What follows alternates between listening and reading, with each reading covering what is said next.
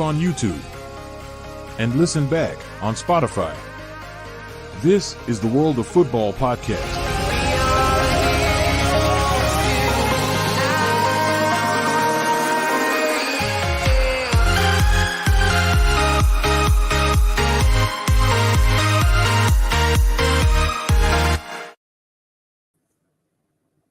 It's Monday night.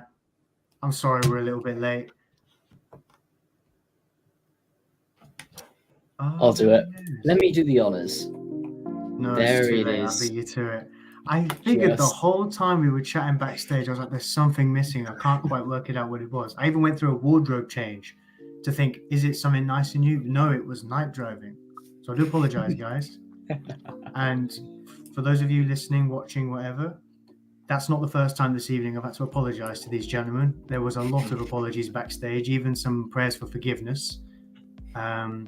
Which have been and- denied. Well, of course, you'd say that. I sure. Tonight we've got a little bit of a special, nostalgic show for you, as you can see by the title, Prime Barclays. We have two nostalgic shows actually. Because We next have week two? next week will be the same. But I'll tell you later on. I'm salivating already. Well, firstly, Reece, how are you this evening? I'm very well, thank you. I won't lie. A little bit tired. Long day at work. I'm still in the recovery, which everyone knows, but it's positive. That's very But good apart to from hear. that, yeah. But apart from that, it's just the good old back. But as you can see, I'm rocking a new look, and I do suit it. But in the meantime, I'm in a good mood. I'm buzzing for this show. This is going to be a whole lot of fun, and let's see how it goes. Welcome to everyone that's watching tonight, of course. No worries. My friend here, donning the apricot look. I reckon Scrat from Ice Age is probably running after you now. Nathan, on to you, my friend. How are you doing? I'm doing very well. Let's mention Cardiff City. We'll check that to the side. It's all about Prime Barclays tonight. Yes. And boy, No have we Cardiff got an City. interesting one. Just before it as well, with the Prime Barclays, I actually had two players sort of between Prime Barclays and COVID.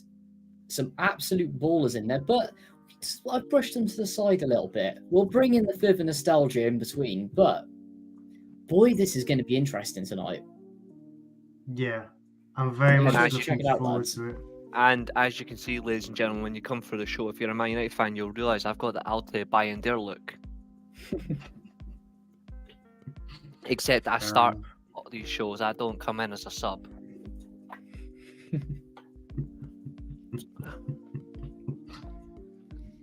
Enough niceties, gentlemen. Before we go into the main event, I'd like to put forward a little starter. I called it a little icebreaker. You've also got to present We've the rules seen- as well for when we get to the main event. You've also got to present the rules. That's saying. true. That's true. Yeah, that's true. In due course. In due course. Yeah, in due course, in due course. I know everyone's eagerly waiting for that, but I want to raise a question to you, gentlemen, because I was watching some stuff on YouTube over the weekend, and I was watching a lot of old Champions League highlights from way back in the day, specifically the Chelsea's journey to the final in 2012, and the way their season panned out that season. You know, there's obviously the way Di Matteo came in, took a struggling team, and somehow won the FA Cup and the Champions League. And when you see what the likes of John Obi Mikel are doing with their podcast, getting ex-players on, conversations of different stories, it made me wonder, you know, obviously Netflix have The Last Dance, like docuseries. Yeah. Is there the way that obviously, if anyone hasn't watched it, it's basically on the Chicago Bulls in the 90s. And what you've got is Kobe Bryant. Hmm. No, it's Michael Jordan. Sorry, Michael Jordan. I was going to say Michael Jordan Last and Dance is Chicago Michael Bulls. Jordan. Yeah. I was going to say Kobe Bryant is no longer indeed. No offense to Kobe Bryant fans, but yeah, Michael Jordan. Yeah. Yeah, I mean, he's my GOAT personally in the NBA, but that's a story for another day. But Yeah. the way that's run is obviously it goes through the Chicago Bulls story of the 90s, of the main players in the team and the manager and how everything panned out. And you've got each player giving their perspective of different events that happened during that period, and even outside players and outside officials, etc. And I Yeah. was wondering, obviously, if Chelsea did like a Last Dance-esque docu-series of that 2011-12 season, you'd have the likes of Cech, Terry, Cole, Lampard, Mikel, Drogba, all having a mainstay, Di Matteo as well, and then some of the outside Chelsea players like Ivanovic and Cahill and other players. Obviously, that would be very interesting to watch. And I was wondering for you two, if you could take just a moment, think about any kind of footballing event that you reckon could warrant a docu-series like that. You're cutting in and out, by the way. Yeah, it's God Might need to damn repeat that. Wi-Fi. Now you go. With that- Repeat that last bit. Repeat that Yeah. last bit again. With that kind of docu-series, is there a certain footballing run or event that you would, like whether it be a season or just a cup run, that you would like to personally see a docu-series based on, where you get different people talking about certain things? I know obviously with the treble I season, we know saw loads. bits of that in the Beckham docu-series on Netflix. Mm-hmm. But aside from that, Nathan, I'll come to you first. If you had to pick one, or just name a few and pick one out of them. I'm going to name a few. One is stinkingly obvious, and that's 15-16, the Leicester title challenge. Obviously, 5,000 to 1, the amount of characters in that team. Well, you'd have Kasper Schmeichel, Jamie Vardy, Riyad Mahrez, N'Golo Kante, Wes Morgan, Robert Hoof, to name a few. Danny Drinkwater as well. Christian Fuchs is another one. The amount of ballers in that team that you could have on it, and the way that it came along with, what's his name, Nigel Pearce again, Ranieri coming in, pushing it through, winning the title. Absolutely insane story. Another one I can think of, and both of them are going to involve Cardiff City. One is insane FA Cup run, not FA Cup run, our insane Carling Cup run in 2011-12. That's a docu-series in itself, in my opinion, with some of the ballers in that team. Another one you got to factor in is the underdog Bradford story from the following year as well. And sort of one as an overall as well I got bring into is just the 2007-2008 FA Cup. Just all the teams in there and how all of the massive clubs just got knocked out within the quarterfinals, and some of the teams in the semis and the final. And that final as well. One robbed as well over a dubious refereeing decision. Yeah. No bias in that one. At the end of the day, look who would have probably won the FA Cup. Well, was it Barnsley or Portsmouth you played? Portsmouth, and we got Kujak got sent off, Van der Sar got injured, and then No, I Rio remember Ferdinand. That was never a penalty. I'm sorry, but that was never a penalty. It was such a dubious decision. Absolutely, that is one of the most Mm. dodgiest games I've ever watched in my life. The That pitch was wasn't any the way. best condition that day, I will say, but That was any opportunity honestly, to stop like another trip, like to stop a second treble. That's what that was, because they knew Man United were going to win the league. They knew they were going to win the Champions League. That's just, well, what can they not win? Let's make them win the FA Cup. Question is though, very, very arrogant. Would have you beaten Cardiff City? 5-0 in the final, probably. nah, wouldn't have been that much of a demolition. It would have been a respectable Fowler and 4-0. Hasselbank up front though. Respectable 4-0. I'd say a 3-1 God, United yeah. win. To be, I'd say we win 3-1. Considering the narrow scoreline in the final, there's more quality to us. We were just really stupid against Portsmouth. I think we would just win. True. Yeah, I think we would. But again, we didn't. But hey ho. Even then, Yeah, adding back onto Leicester as well, just nipping back to it, you could also add it in with a Great Escape as well. Docu-series on that. You could do You the same could for do a West Brom as well. 10-episode docu-series. Yeah. You could do a 10-episode docu-series on the Leicester story from when they came up to when they went back down, to when they Great Escape, and then when they went on and won the league. And when they went into the Europa League as well, where they obviously rebuilt and then pushed back up. Yeah. So many good ones for the Premier League. Reece, any suggestions? I apologize if at some point the Wi-Fi cut out for me, so I would apologize that if it cut out for you or the stream just screwed up for you guys. But There's a few for me across a variety of leagues. Naturally, one for me, very obvious because it's close to my heart, Helicopter Sunday. one of the greatest like end of season moments of all time. Like, who's going to win the league? Is it going to be Rangers or is it going to be Celtic? Celtic versus Motherwell at Fir Park, Rangers versus Hibs at Easter Road. The helicopters flying over to Fir Park, and obviously Scott McDonald scores twice, beats Celtic, and then obviously Rangers get a decisive result against Hibs, wins the league. The other one as well, slightly similar, is the Rangers clawback on the league on Celtic in Walter Smith's final season. Rangers were 10 points behind with 6 games to go, and Rangers win 5-1 on the final day 7-1 on the final day against Kilmarnock. Lafferty scored a hat-trick. Walter Smith's final ever game as Rangers manager, and they win the league on goal difference, which was absolutely beautiful. Obviously the treble stands out, but I would do a little bit different. I would go the 16-17 Europa League, like, because United had no right winning that. Like, getting all the way to the final, United should never have got there. That was like really bad group stage performances. It kicks in the knockouts, and eventually they win the final comfortably against Ajax. Another one I would do is Real Madrid's title win under Fabio Capello. I thought that was another one where they were like, scrap this, we're not playing good football, we're just going to win games. Because it'll talk about the end of that original Galacticos run. Like, it was literally coming to an end, because obviously Vicente Calderon would literally build the team that had the Dutch stars like Van der Vaart, Schneider, and all that, which is in Robin.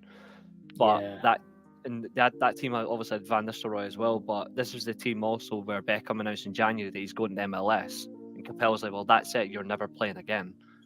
Reverse his decision because he really needed a link in midfield. He does that. I would do. I would say Bayern Munich's road to their first treble. I think that's another one, because that's literally rebounding from that great Dortmund run. I would say that's another one.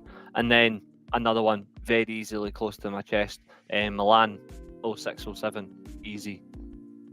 The best Champions League winning team I've ever seen, in my opinion. That's the best Champions League team I've ever seen. Like, putting any bias of any team I support, any team I follow, any team I've watched, that's the absolute best Champions League winning team I've ever watched by a mile. People wrote them off from day one. Exactly? People wrote them off because they're so. People wrote them off because, like, oh yeah, it's like the Calciopoli scandal. Like, is Milan going to do this? The team's so old.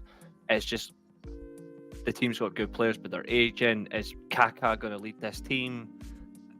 Eventually he did, but this was a team that was all about the rebound from 04-05 that should never have happened in the first place, because one, Gerrard was offside, but two, like, this has happened, how will they respond? And I think that's a masterstroke of a story, and you can't not go and win a tournament like that with the oldest average age squad ever assembled. You shouldn't be winning like that and playing good football.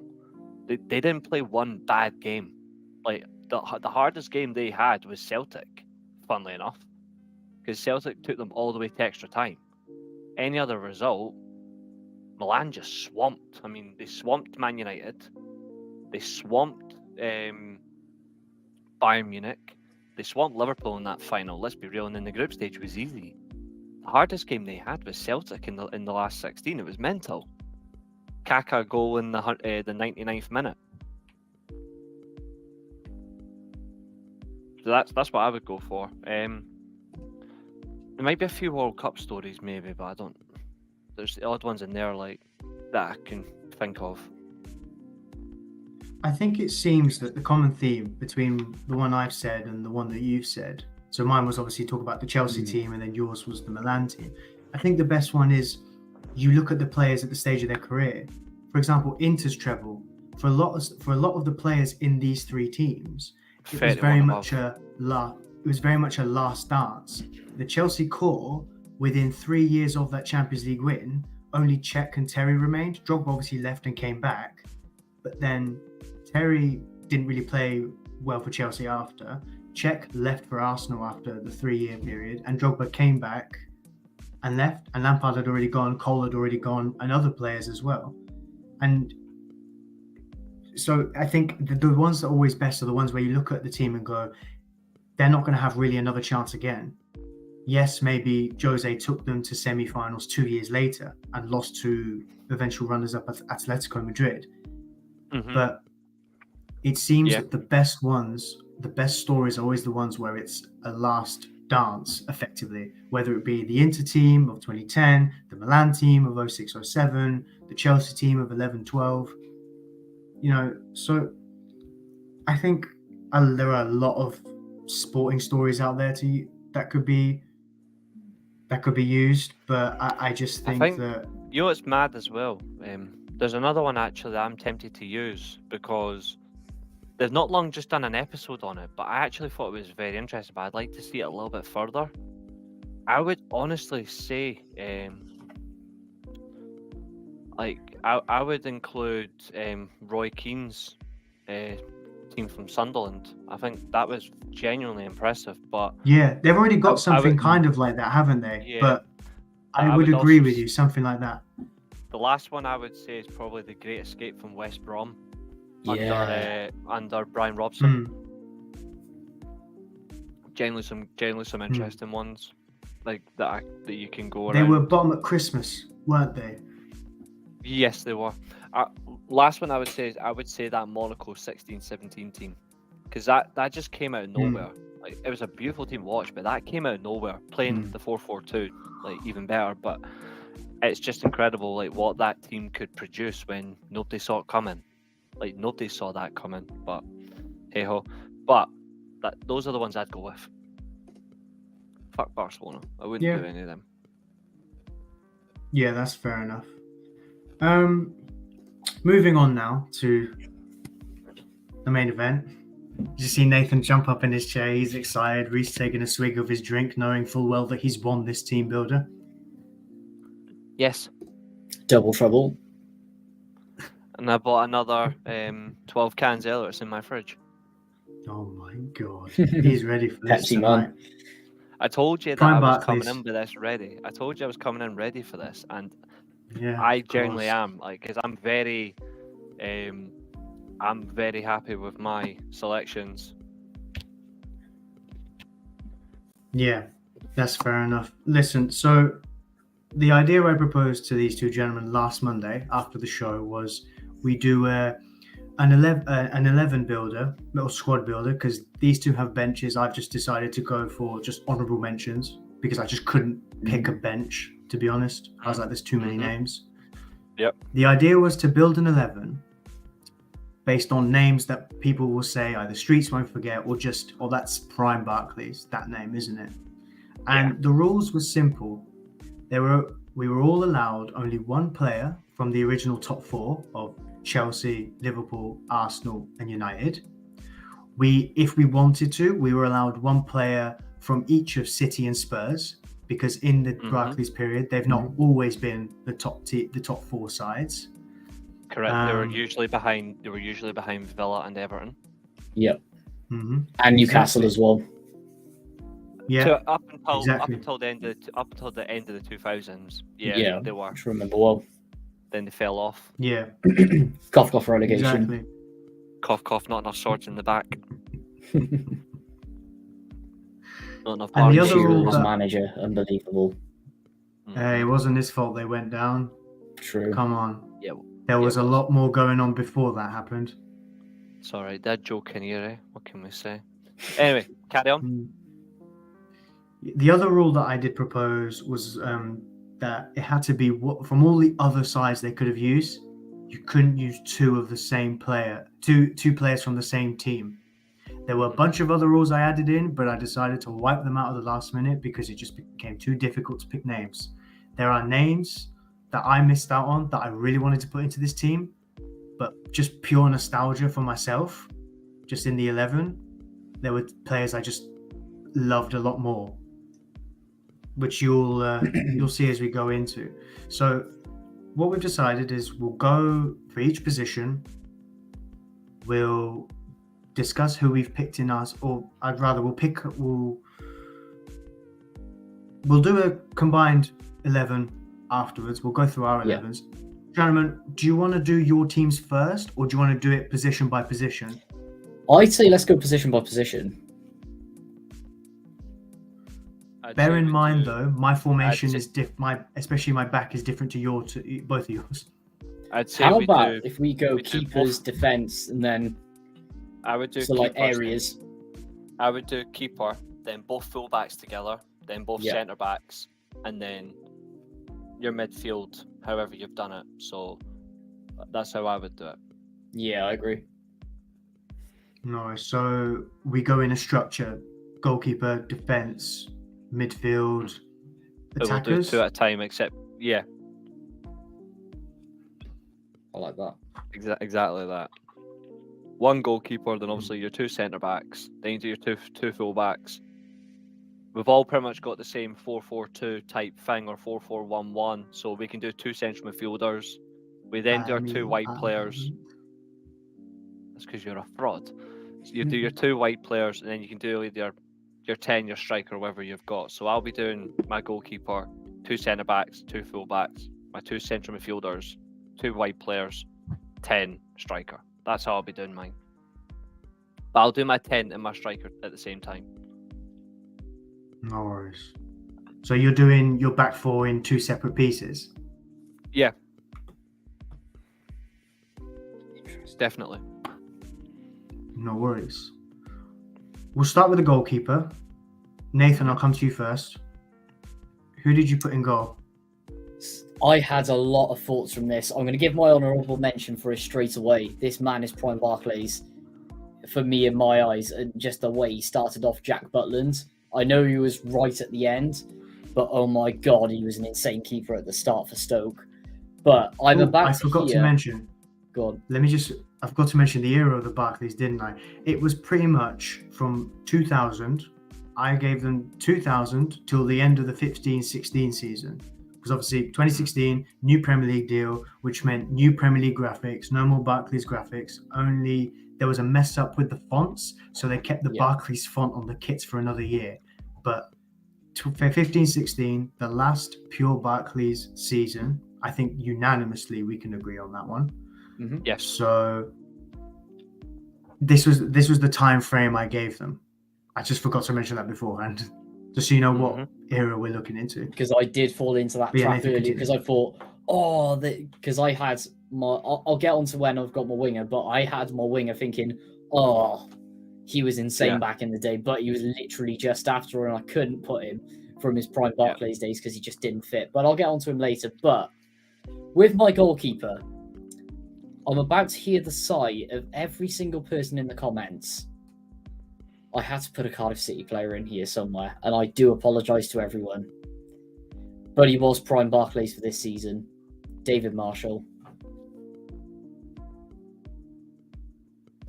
You would have got relegated sooner if it wasn't for him. I will give you that.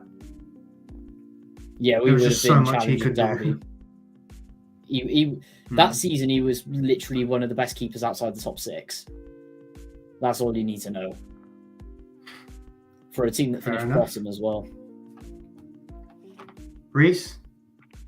I originally, because your goalkeeper? Obviously, I've got. How many times did you change your 11, by the way? Very, very rarely. So hardly any times. My goalkeeper originally was, because obviously I've got the youth and the age on both of these. I've got the mixture of both here. I've got the age side, so I've remembered so many of these goalkeepers. So the likes of David James was considered. Jussi Askelainen was my original goalkeeper as well, but I changed it before we went live to somebody completely off the cuff. So I've actually went for Tim Howard. Ooh. I've gone Tim Howard during his the Everton spell. So loan move up until about 2008-2009 when they lost the FA Cup final. That period there where he was consistently Everton's #1 goalkeeper. Yes, he was a very good goalkeeper. Yes, obviously at the time, he left Man United. Obviously, poor performances for United. Obviously, wasn't just not his fault. He wasn't good enough for the club. But it was a step too far. But Everton really slotted him really well. Consistently was in Europe with them, going last 16 consistently. But they were also doing well in terms of league position with him in goal, and he was a commanding presence. So yeah, I've gone Tim Howard. That's fair enough. I respect that. I Because he went wasn't for on your list as well. He was on my list. I don't think he was. I don't remember seeing his name. He was. He was. He was on He there. was on the list. Yeah, Nice. he was definitely on the list. There were players that I forgot on the list, and I do apologize for that. Tim Howard was not one of them. Tim Howard Well, that's was good. one of my top 3 choices. Nice. Yeah, with mine, I went pure nostalgia and vibes with it. Of course. I ended up going for a player who, personally, there was obviously mentions of Ali Al-Habsi. He was a proper, like, streets won't forget goalkeeper for Wigan. I don't think it's a coincidence that when they brought Joel Robles in and played him over Al-Habsi in that final season, Yep. they went down. But it is what it is. Roberto Martinez, you know what you're doing, apparently. You won an FA Cup. I will give you that with Wigan. The goalkeeper I went for, and I apologise to Hatton Ben Arfa, because this goalkeeper is the reason I couldn't put him in the team. It's Tim Krul. Even then, Okay. what was he He was at his- Norwich in 15-16? I'm trying to remember.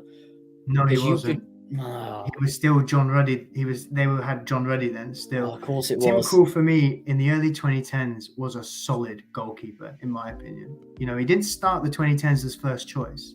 Steve Harper obviously came back up with Newcastle. He was first choice for majority of that first season, but then I can't remember how, but Tim Krul replaced him in the 11. I don't know if it was an injury or something. And then he was the goalkeeper when obviously Newcastle finished 5th that season in 11-12. Yep. And from there on, he was just a solid goalkeeper. You'll remember that game against Spurs, don't you? In late 2013, was it 14 saves? Yeah. At the Yeah, time, it was a mental. record. Mhm. But for me, I always saw him as an excellent goalkeeper. And honestly, when De Gea first came into United, as much as I loved him, I saw Tim Krul doing so well for Newcastle. I was like, he looks more of an assured goalkeeper. And if Sir Alex brought in Tim Krul, who apparently idolized Van der Sar, I wouldn't have been against that personally. But, you know, this is me as an 11-year-old. To be fair, we did sign Van der Sar from Fulham, so if we had signed Tim Krul from Newcastle, it would have made sense, but I just don't think he would have delivered like for us consistently at the time where we really needed an assured goalkeeper to replace one of the Premier League's best ever. I think I'm not saying he would have been that good. I'm not saying he would have been, because for me, Van der Sar's the best goalkeeper. I don't arguably, think he if would not have. the. I don't think he But would. I'm not saying for us, Krul would have been as good as Van der Sar. But I just think that Tim Krul would have Of been course. a solid goalkeeper for a few years Of course. behind that back four. No worries. So how we're going to do this? We're just going to go straight into your defenses, yeah? Yeah, let's go defenses. Reece, give me your 2 centre backs, please. I've gone for Breed Hangeland and Minor Figueroa. Hangeland was So on he my list. forgot. Yep. Yeah, you had Hangeland, but you didn't have Figueroa, which I had to firmly remind them of. Figueroa, obviously, quality player, Wigan period of time, centre half, excellent, powerful force.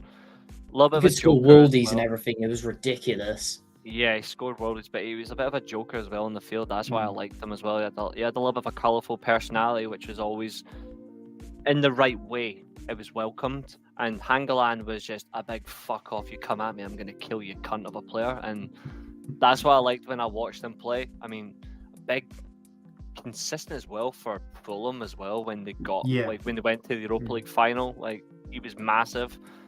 Big command and physical presence. Really, really impressive. I know a lot of people, if they're thinking about that Fulham team, they're likely to go for Clint Dempsey, which I understand. For me, I'm like, the one player that I remember that stood out in that team most of all was Hangeland, just because his command and presence at the back. Interesting. Fair enough. Nathan, your centre backs? So with mine, I've also gone for Minor Figueroa as well. I mean, just what a player he was for Wigan at the back. Consistent over about 4 or 5 seasons. Just He was. won an FA Cup. Absolutely fantastic for him. And then my other centre-back. Now, this is the player that I've sort of teased Julio about earlier. It wasn't on his list. So It wasn't. A reason I've gone for it is A, Premier League winner, and B, I remember about 4 or 5 years prior, I remember seeing him on a cold Tuesday night when he was playing for Nottingham Forest. We were battering Nottingham Forest, and then I can't remember who their manager was at the time, decides to stick him up front for the last 20 minutes. That was beautiful showing. Anyone who's wondering it is Leicester City captain Wes Morgan. Not that he shares a name with him, but that's the reason why I picked him. Cold night in Nottingham. Was it Billy Davies, the manager? Might have been. I don't think so. I think it might have been. It sounds like 2010, 2011. Yeah, it was 2010, 11. I don't know. I was gonna say, I think he was manager. Billy Davies was probably out playing with pens at the time. Like, he was an absolute nut job. Right, let's have a look.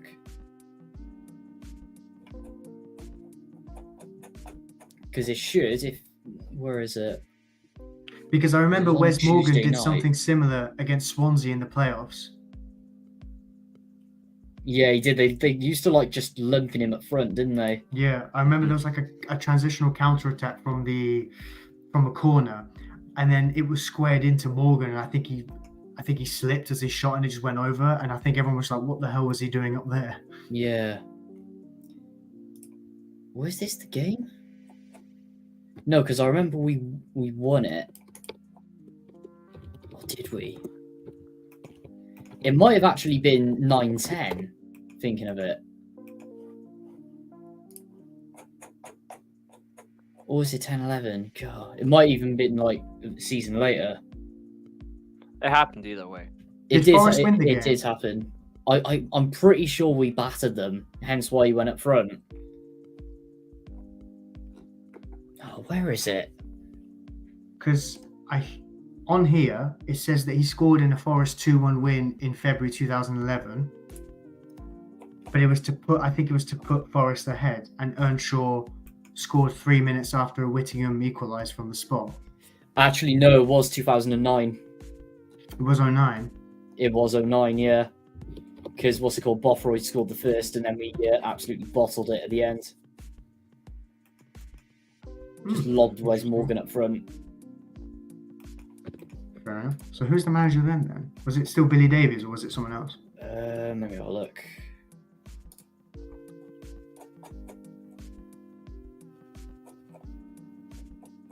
Oh God, who was it?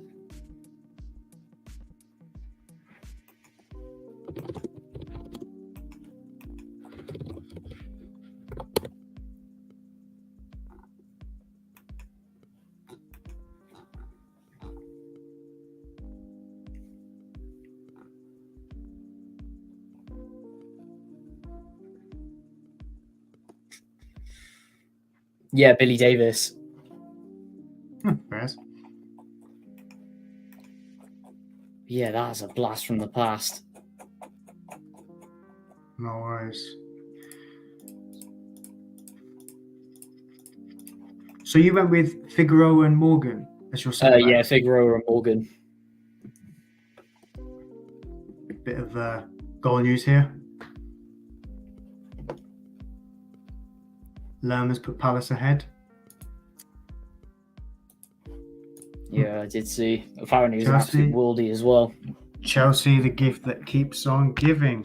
Now, because I went pure vibes and nostalgia with my team, I tried to fit in as many players that I wanted to put in. So I had a 3 at the back formation, unfortunately. So I don't know why you're shaking your head. You do it in squad builders all the time. I've seen you on the Devil's Advocate. Reece just randomly pulls out with it. Okay, so I went with the back 3, and I'm always like, oh my God, how did I not think of a back 3? Anyway, so I went with the back 3, and I would like to point out for this one, I used one of my City options. So I used my City option for this one. So on the right of the back 3, I put Vincent Kompany, because obviously he was signed in 2008, just before the ownership took over. But I always remember him in the spine of that title-winning side in 2011-12, and he was an immense captain in that. And that's because I never really like saw the hype with him before, and then from that, I don't know why. As a kid, I don't know if it was just because he played for City, or just that United never went in and got him. But when that season happened, I saw that, I was like, I'm obviously not happy City won the league, but Real recognized Real. He was sensational, and I would have loved to have seen him been, you know, almost as an understudy to Ferdinand and Vidic. And when their time came, he'd walk into that United side, and how good he would have been potentially for United in years to come. In the centre, I put Sol Campbell from his Portsmouth days. Oh. You know, I thought about it and I was like, I want to put someone in, just someone completely out there. Do you know what I mean? Because when you think Sol Campbell, you think majority of the time you think of his Arsenal career, or the fact that he left Spurs for Arsenal.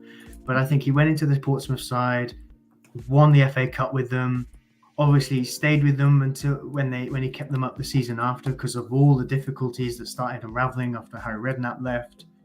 And then he left, and then, you know, apparently his post-football career isn't that great. You know, like apparently he just doesn't get enough job offers. Said that apparently he was suing Portsmouth for unpaid wages or sponsor or something, and decided to let that £1 million debt go that they owed him. But, you know, you can't deny that it was between him and Sylvain Distin for that centre-back spot. Both were immense. And I did consider Distin from his Everton days to put them both in. But my third centre-back was a former Everton player himself. And I thought, I don't want to put him before Distin. And that's on the left side, it's Julian Lescott. Really? Yeah. I'm surprised that's the Everton defender you picked. I just rated Lescott. No, I rate that. But I'm surprised Lescott's the one you picked, because he isn't the one I would have picked. Who would you have picked? Joseph Yobo. He was also an option, by the way. I thought he was class at Everton, Yobo. Yeah, both of them were really good. Doug needs to join in with us, like, through the chat. He needs to just join in. Yeah. So, Doug, if you're listening, if you need a refresh of the rules, I'm happy to give them to you. But join in with the chat. Join in, building a prime and share this so we can get and share this as well so we can get psycho mentions. I love a psycho mention. Yeah, 100%. But yeah, that's my back three. I went with the back three of Company, Campbell, and Lescott. It's interesting. Very interesting. So it means we've got two fullbacks. That means you've got wingbacks then. I don't have wingbacks, unfortunately. Ooh. But wide midfielders. Yeah, but I did want to talk about the wingbacks, because there's something I wanted to bring up, because there was that early 2010s era where you had South American wingers who could play as fullbacks, because I was tempted to go just Antonio Valencia and John Beausejour. Fair enough. Wigan and United, or Birmingham and Wigan respectively, because they just played anywhere. Or Victor Moses, but sure. Up their wings, yeah.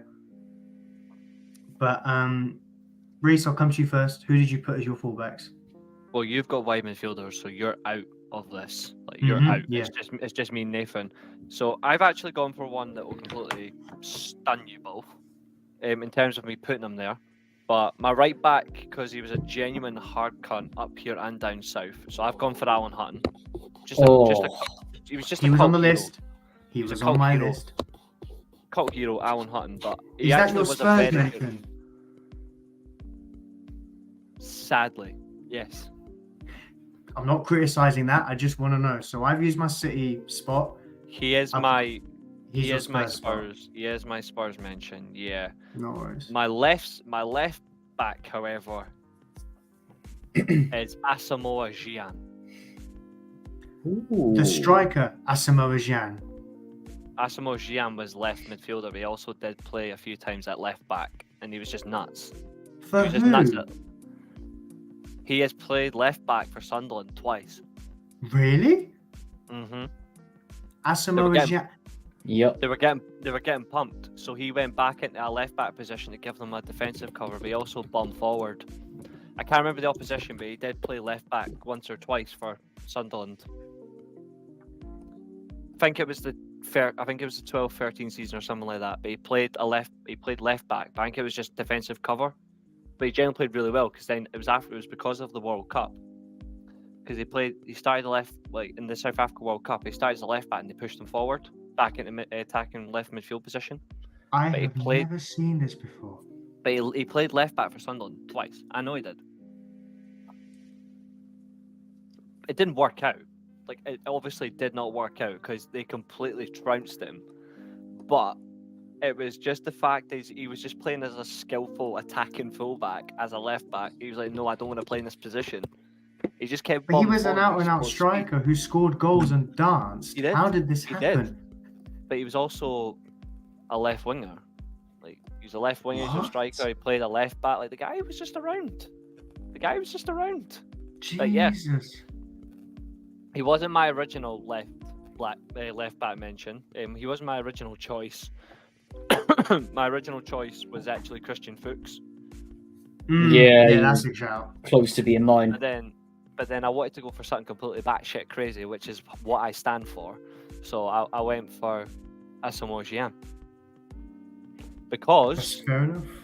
He also played left wing back for Juventus. Ooh. Asamoah Gyan played left wing back for Juventus for Conte. Lichtsteiner Gyan. He didn't play for Juventus. You're thinking of Quadro Asamoah. Oh yeah, that's what I'm thinking of. Never mind. Gyan was Sunderland and another one. Who did he play for? Sunderland. He played for Udinese, played for Rennes. That was it. That was it. He played in a 3-5-2 in Udinese at the time. That's it. Sorry, I was thinking of Asamoah. I got them both mixed up. Still, on the other hand, Gyan did play left back, so I'm okay. I still can't believe Gyan played left back for Sunderland. I have not seen anything of him that. in. Oh, I've just thought of another name that I could have mentioned in the list, actually, because he played for Sunderland for a little bit in that era. Zenden.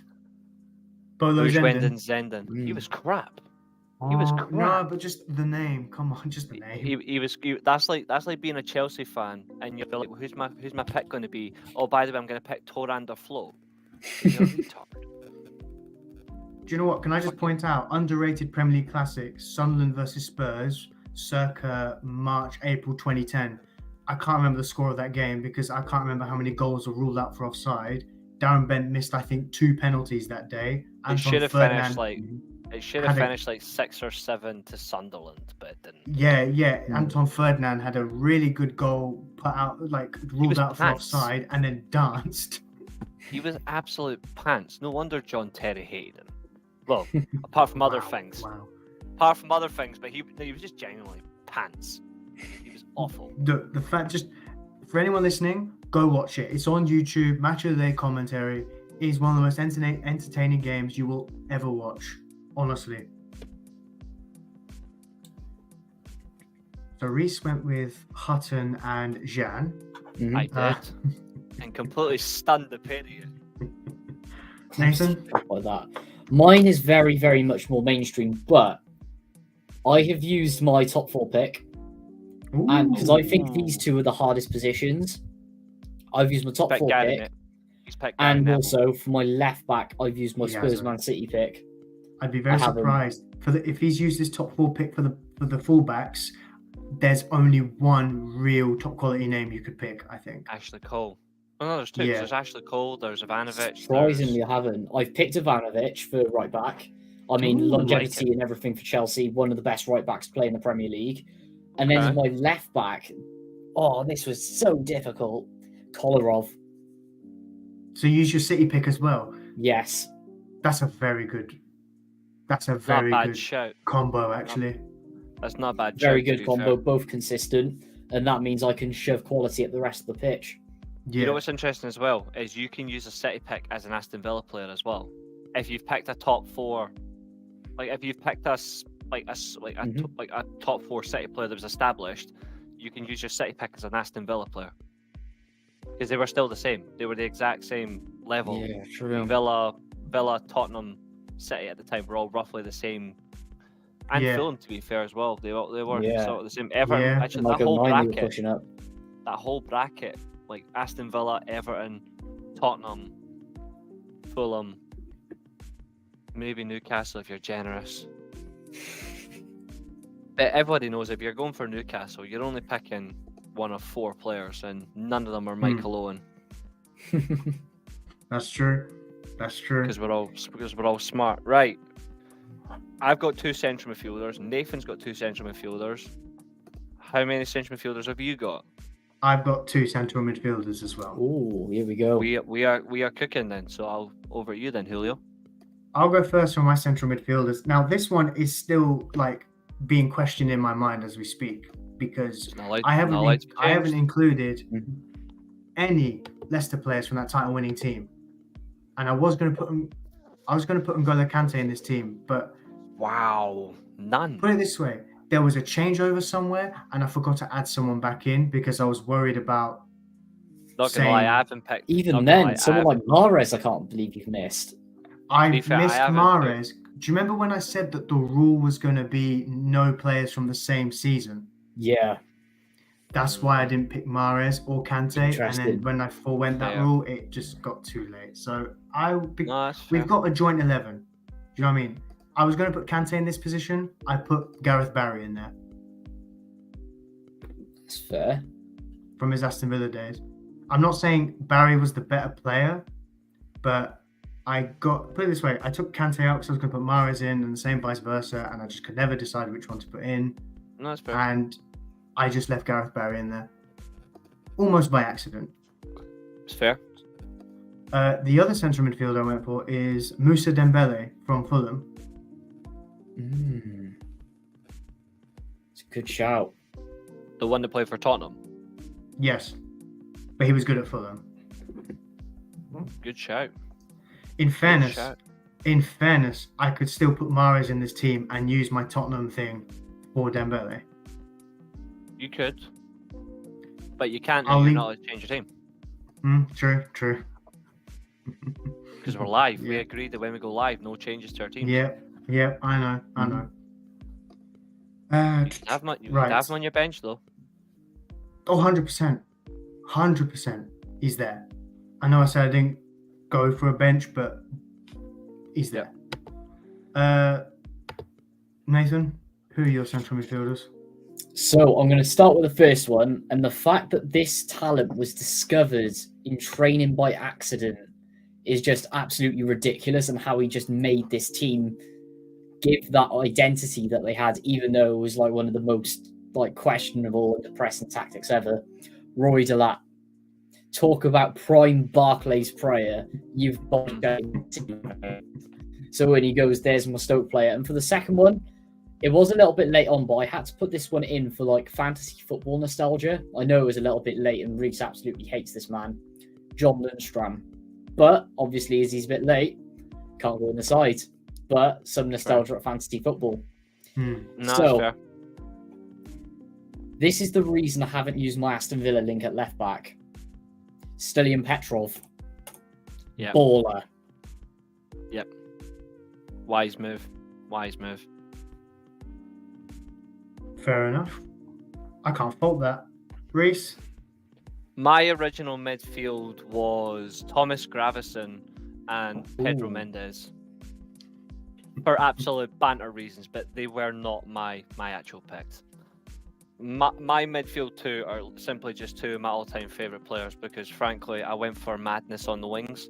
So, on the slightly reserved, defensive-minded role with the view to just kill people, Michael Ballack. Your top 4 pick. No. You don't remember the rules we went live? We literally got one from each of those top 4 clubs. No. The rule's always been one from all the top 4. So one overall. We literally said before we went live that we're doing one from I said Chelsea. last week, and I said today, one from all 4, not from each. No, yes, we did. I said it last week as well. It has to be one from all, not one each, one overall. because otherwise I'd have Torres in this team and so many other players. You've ruined me then. So that means I have to literally change mine now on the spot, thanks to you. Yeah, Thanks for that. You've ruined my plan. cry more. I'm gonna fucking kill you. You know what? I'll give this window. Nathan, if you want to make a change in yours, feel free. Fantastic. I You know actually can't what? I believe- love mine. We said it backstage. I literally said we've got one from Liverpool, one from City, one from Arsenal, one for Chelsea. Now No, you're I meant putting you this can on only me? pick one of the top four. So this is the original top four, and you can only pick one player from all of those teams overall, not one each. Right. 'Cause Okay. I'm- So, right. Okay. That's fair. That's fair. So that means. Does that mean he technically does? That means he could technically count in my team. Okay. That means Balak drops out, which means I Oh, have to Balak's not. out. Yep. Which means I have to remove Alexis Sanchez because of you prick. So I have to remove Balak, I have to remove Sanchez, but that's two. That's easy. Okay. Which means my central midfield now, technically, because I can use my City pick. I'm gonna use Yaya Toure. I thought you said he couldn't count in this. You've done this to me. I'm doing it back to you. No, you can't do that. Your rule was anyone I didn't like make the rules. Yaya I didn't make- Toure onwards. But And I you've- agree to it. Your you rule sprung was rules Yaya on me. Toure onwards because there were. You sprung rules on me. You I sprung haven't rules. spun rules. You just You sprung this misunderstood. rule. That's not my No, fault. you sprung this rule on me. Yaya So I'm Toure using onwards this. doesn't count because they I- were already like a top four side by then. You sprung this rule on me, so I'm going to spring one on you. Okay, I didn't spring so a rule on you. I am You just so smug misunderstood. right now. You just misunderstood the midfield rules. then, That's not my my- problem. That's fine, because that allows me to do this then. So my top four pick is David Beckham, central midfield, Of course. beside Nigel de Jong, Yes. which allows my City pick. So, well, that period of pick. So, Yeah. which now means I now can technically use an Aston Villa player. And I've got one spare saved over because of you killing me with these shit rolls. So my midfield partnership is Beckham and De Jong. You know what's annoying? See if we were allowed to use one from each of the top four clubs. My midfield originally was going to be a midfield three, and it was going to be Beckham, Balak, Alonso. That is juicy. Oh. But you're a dick. I'm not. Has put some mystery in there, some challenge. That That'd be was too no easy mystery. otherwise. Yeah, it would To be be too fair, easy. one from the we literally said on last week's show, one from the original top four clubs, one each. Yeah, but only one player. You couldn't have you- one from each. I think that's crap. I think that's genuinely crap. I think it's brilliant. Because I think But Streets. The one thing about Streets won't forget with Prime Barclays, names that weren't in the top four.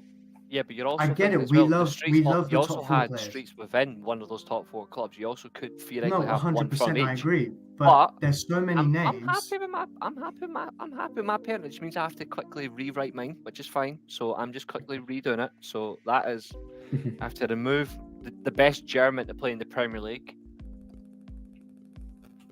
No offense to Bastian Schweinsteiger, who's a god, but I was about to say, like, you're really saying that when Bastian Schweinsteiger joined. true. But Balak was literally in his prime when he joined Chelsea. Wasn't he But a free transfer as well? No. No, He I was, must have no, read he that wasn't. wrong somewhere. But yeah, so I've got De Jong, Beckham, which means I have to now remove Sanchez, but I can remove Sanchez for a player that none of you have picked. Out of anger. I have to do this Hang out on of a anger minute. now.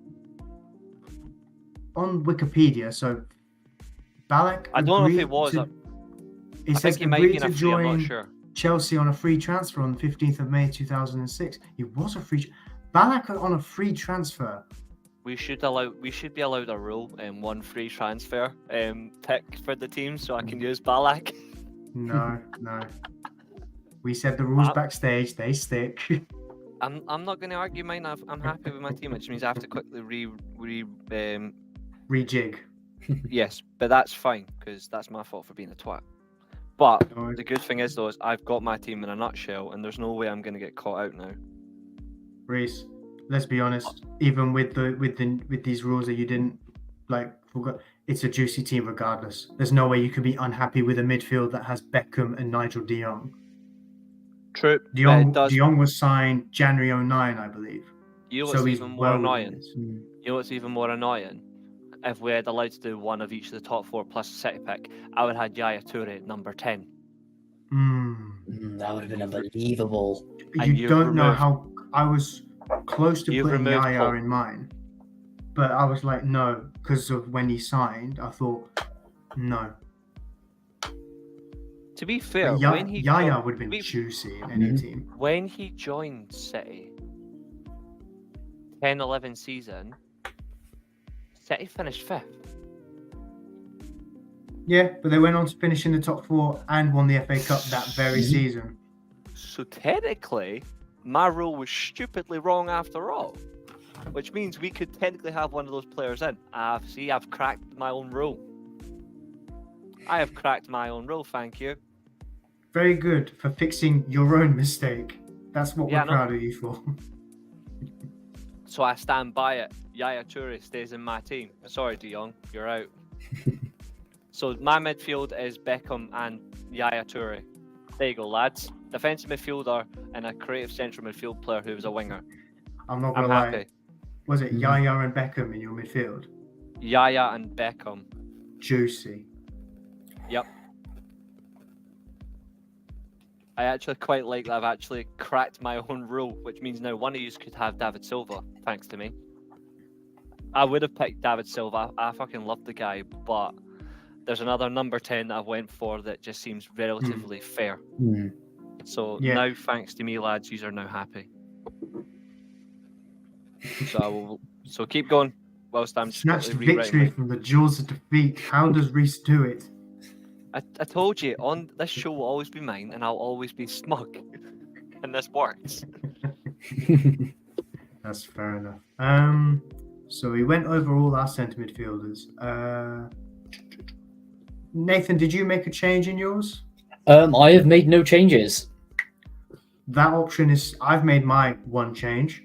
Your change is still valid until the end of your team. So if you get to striker and decide, actually, you know what, I want to change. my team is locked in. Fair enough. I am so gassed with this team. It's just I it's put there. Kante in my team. I put Kante in my team. I knew you had to put a Leicester one in the end. I had to put him in. I just couldn't decide between which one. I would have put Mahrez in, but my Tottenham pick is a bit, quite Street good. to forget. Yeah, that's fair. You're gonna, you guys are literally gonna love my two wingers. Like I know you will. I can't wait because even if you've taken Sanchez out and you still have you still got really good wingers in there. I'm actually intrigued. Now we're currently at the wide midfielder / winger place. Reece, do you want to go first? My wide players now, after fixing everything. So the right side is Xherdan Shaqiri.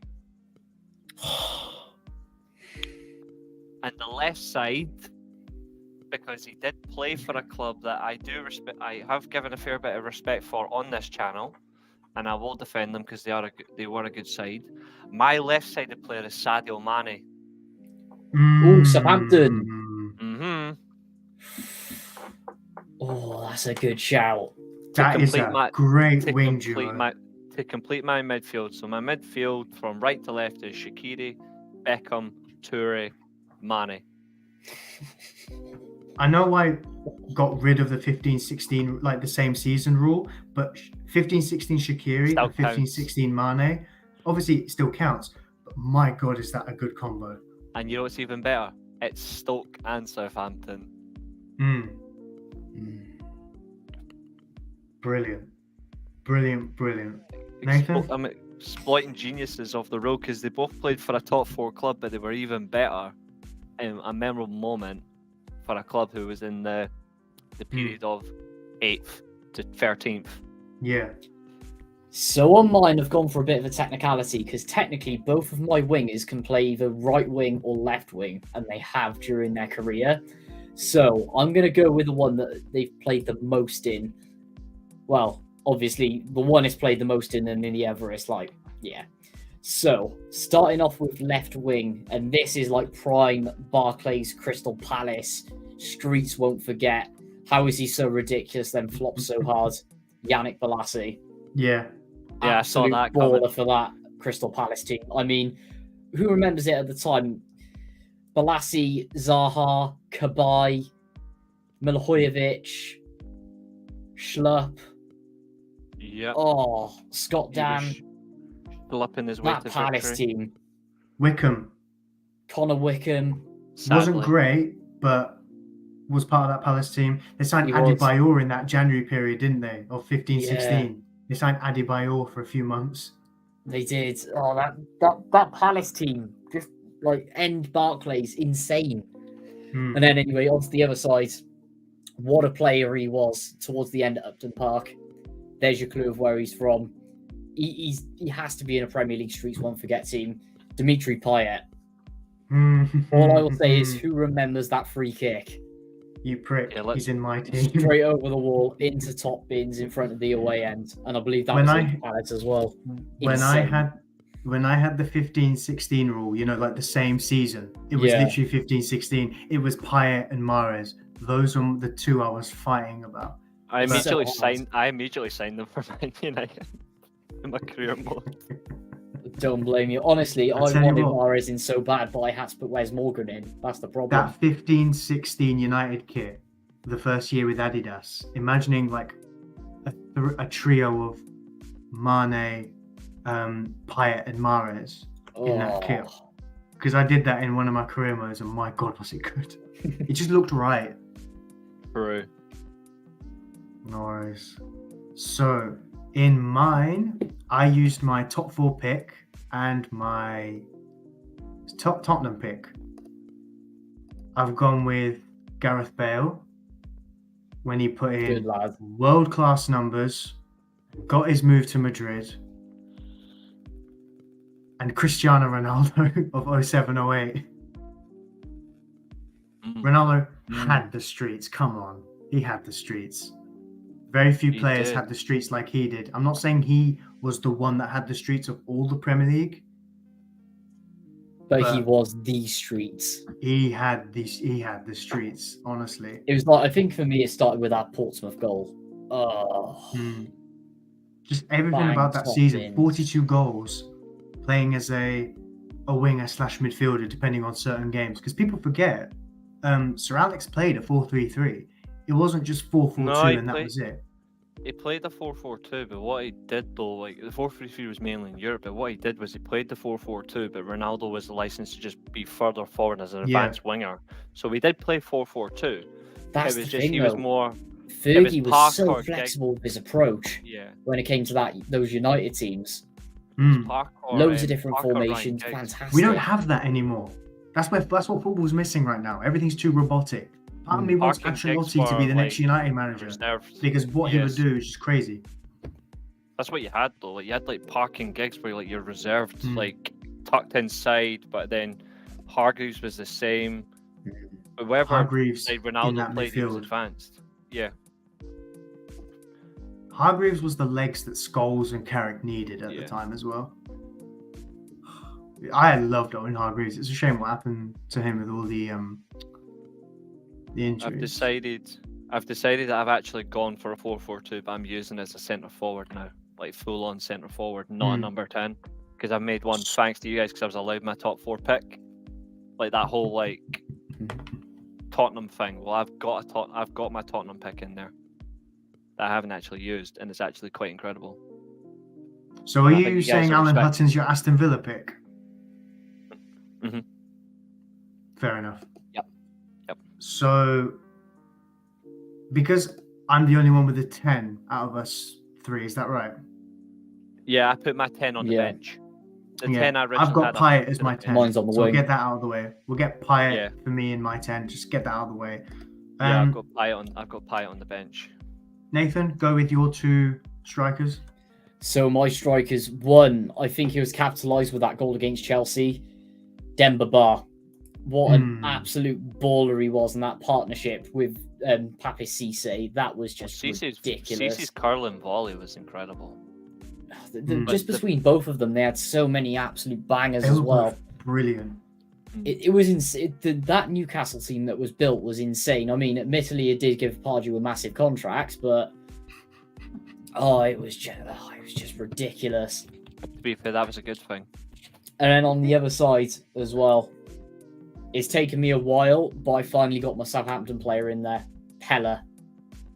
What an absolutely insane striker he was, especially in that towards end of Barclays Streets won't forget. Came in after Ricky Lambert left. Yeah. Ricky Lambert being Southampton's talisman, and Pella comes in and pretty much does the business. Yeah. Graziano Pella, what a player. That was an interesting summer for Southampton. You know, Pochettino leaves, a bunch of their players leave, Koeman comes in, brings in a few Eredivisie players, Tadic, Pella, and they do the business. Yep, so fair play to them. Well, I mean, that was Southampton. That was a perfect transitional season. Solidified them. Bingo. Yeah. You're not wrong. Reece, your centre forward striker? My centre forward is Gareth Bale. From that Tottenham period under Villa Boas, when he played him as a centre forward. He just changed from a winger because he just needed goals, so he put Bale as a centre forward, and he was fantastic. Especially because that was when I was like, I already like this guy, and I was like, I need this guy in Man United. But it was the centre forward season where I was like, no, this guy could be the perfect centre forward for Man United if we need it in a different way. I was like, fantastic choice. And then my striker is Leroy Lita from his time at Reading, where he was just he was just absolutely incredible. I can't wait to top my bench though, because my backup bench striker is another one of like Jesus. Fair enough. We'll get onto the bench very shortly because I've got to say my strikers now, don't I? My strikers were... I was really torn with this one because there was a few names I really wanted to put in. But I just went... The first name I went with was Santa Cruz, just for that one season. That one season, he was really good. And I just loved him as a kid. Yeah. Obviously... Then he scored 4 goals the next season, and then City paid big money for him after that 4-goal season, and then it just got worse for him. He was atrocious back then. But that one good season with Blackburn just always stays with me. And the other one is Darren Bent from his first season at Sunderland, where he scored, I think, 24 goals, something ridiculous like that. Okay. Not a bad show. Really good striker, just kept scoring the goals, did the business. I think he still kept up the scoring the season after, but he left halfway through the season to Villa, and just from then it just never hit the same heights. He still scored goals with Villa, but each season they just got gradually worse and worse and worse, especially when Paul Lambert came in. But I think that's a fair show. Darren Bent of 09-10 was crazy good. Definitely. What is your... Just list down, but obviously just go by position all the way through. So goalkeeper, your backup goalkeeper, your backup defence, your midfield, and then your striker. What's your bench? Nathan, you go first.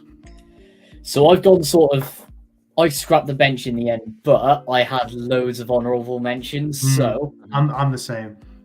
Let's go Jack Butland as the first one. I need to get some more thought into this. Are we allowed another top 6 player on the bench? Yes, because it's bench. Right, let's go Gareth Bale.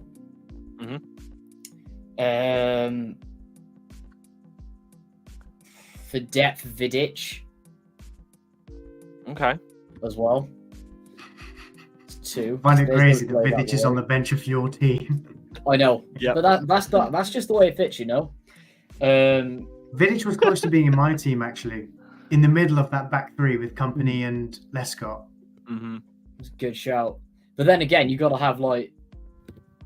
I put Cristiano in there. I couldn't. You got to check Wes Morgan in.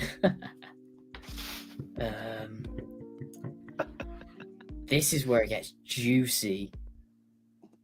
Can't wait to reveal mine. Let's go N'Golo Kante. Yep.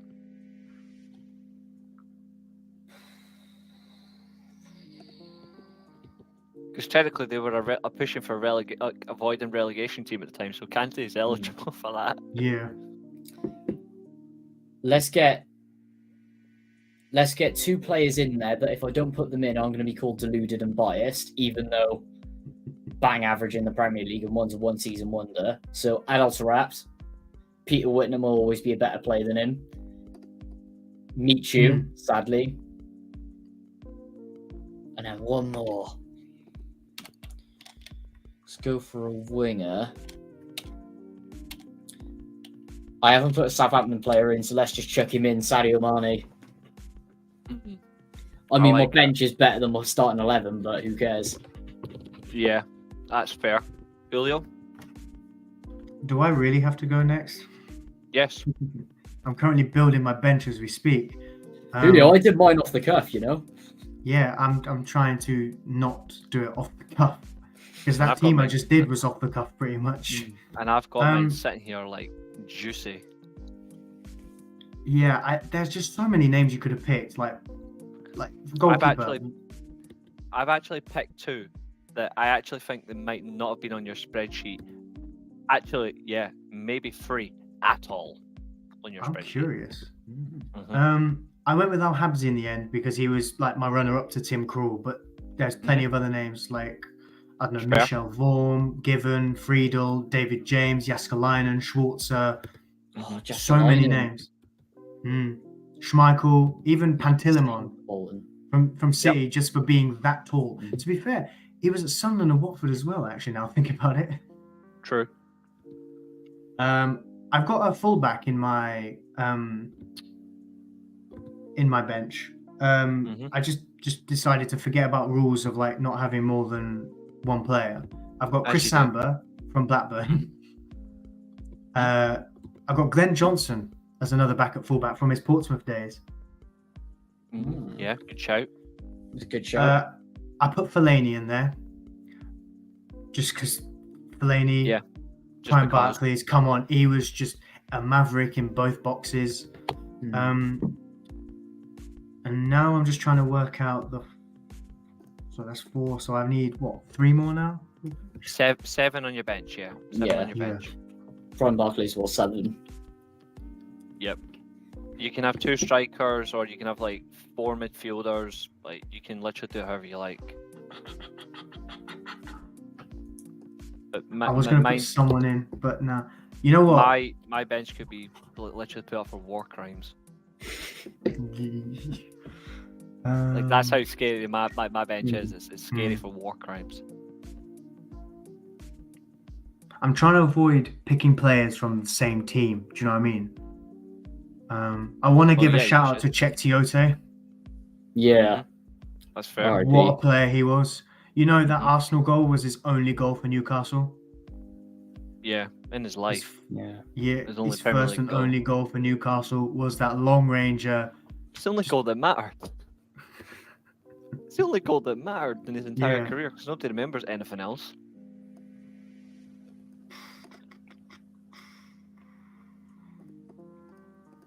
Actually, I wonder, was he in that vicinity? Let me just evaluate one situation. Because I might be able to give you another centre back just for pure absolute vibes. I just want to double check. Did you play?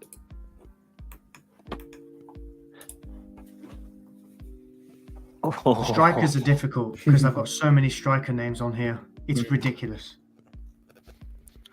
Sorry, you could go nuts. You could say another player that wasn't even on your list. Who? Gabadon. Danny Gabidon. Oh. Nathan, was he in your team? Why wasn't he in your team? Because I don't consider him prime Barclays. It's disgraceful behaviour. Oh my god. I could literally put any of the Blackpool players on here. Campbell, Taylor Fletcher, Varney. I'm so ready. I've literally beaten you with that, my friend. He's not in my sight, by the way, but I just wanted that to punish Nathan. Because I knew Nathan wouldn't have picked him. And now Nathan really wants to hit himself for it. The truth I'm shall gonna set him put. free. Why is none of us picked fucking like an absolute baller of JJ Okocha? I didn't pick him He was personally because I like wanted early to steer 2000s. clear from the obvious, like Morton Gamps, To be fair, Pedersen, and Yeah. Okocha. Early 2000s is still prime Barclays because it just gave us prime Barclays. It's prime Barclays. I just wanted to avoid Okocha because it was such a basic name. There's so many strikers I've got here. Honestly, it's ridiculous. Like you've got Daniel Sturridge from Bolton, for example, when he was there for like 6 months. He's just scoring goals for fun. We'll just pick someone then. So Just hard. pick. Like punch yourself in the face and just pick one. Like less of the cocker spaniel behavior and just pick one like a Japanese Akita. Just munch yourself into a You know player and what? just go for it. I was gonna pick your mate Lukaku from when he was at West Brom, but I'm gonna put Jermaine Defoe in because I just don't think you can have a prime Barclays team without Defoe. You could have Defoe and scored Lukaku. goals. You could have Defoe and Lukaku. Yeah, I know, but the other two names on that bench are Shaqiri and Giovanni. And I always wanted United to get Shaqiri personally because of his background. And Giovanni, everyone knows what he was about. Screamers and beautiful screamers. So my bench is Al-Habsi, Samba, Glenn Johnson, Fellaini, Shaqiri, Giovanni, and Defoe. I like it. Right. So go on, Mr. War Crimes. No peacemakers here. I literally said, I promise war crimes, and I'm going to give you war crimes. So my backup goalkeeper is Jussi Askelainen, naturally. Shout. Backup fullback is Mario Melchiot. Oh. I left him off the spreadsheet by accident. I do apologise. He was quality. Backup centre back is Robert Hoof. Yeah. Then it gets interesting. I'm salivating right now. Now, just remember, I'm allowed one backup top 4 pick, yeah? Yeah. Yeah. And I can't remember. I didn't use one in mine, but yeah, sure. So my backup top 4 pick is Michael Ballack, obviously, after being cheated. But then the rest of my team stands as follows. Harry Kewell. Ooh. Yep. Deadly at Leeds. Just that Leeds team, actually. Yeah, absolutely. We could have used Rio from when it was at Leeds. How did I not consider that? You could have used Ferdinand from West Ham as well. I know. And Frank Lampard. Oh. So I've got Harry Kewell. Then I've got Lassana Diarra. He was on my spreadsheet. Yep, so I've got... And I say that with pride. I know. So I've got... In order, I've got Jaskalainen. So Jaskalainen, Melchiot, Hoof, Ballack, Diarra. You've got 2 Germans on that bench, haven't you? Yeah. Fair play. German supremacy. But this is where you guys are gonna absolutely love it. Reece, before you go into it, did you watch the last video I sent into the group chat? Yes. Yeah, that's how I'm feeling right now. My 6th pick is Peter Lovenkrantz. That's just personal to my heart. That's personal to my heart. That's fair enough. He was rapid. But my last pick is not on your spreadsheet, I don't think. Probably not, but... And I'm going to do everyone the pleasure of sharing my screen for this final one, because I think you guys will go, you know what, fair play. So my final pick is one that deserves the absolute utmost respect, because this guy was class. Now, I'm using a pick of him where he was obviously at his absolute peak of his powers, but his Premier League days, I'm not going to use a Premier League pick for that. So let me just load it up. So I have selected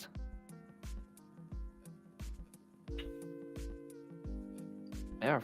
Fucking let me pick him, Jesus Christ. There we go. The player I have wonder if it's selected. who I'm thinking of. It won't be. Because if you thought of this guy, you would know, and you would get it. I have selected this man. You just need to put it on for me. Oh, do I need to put it on the stage? I thought I'd do it automatically. I've just seen him.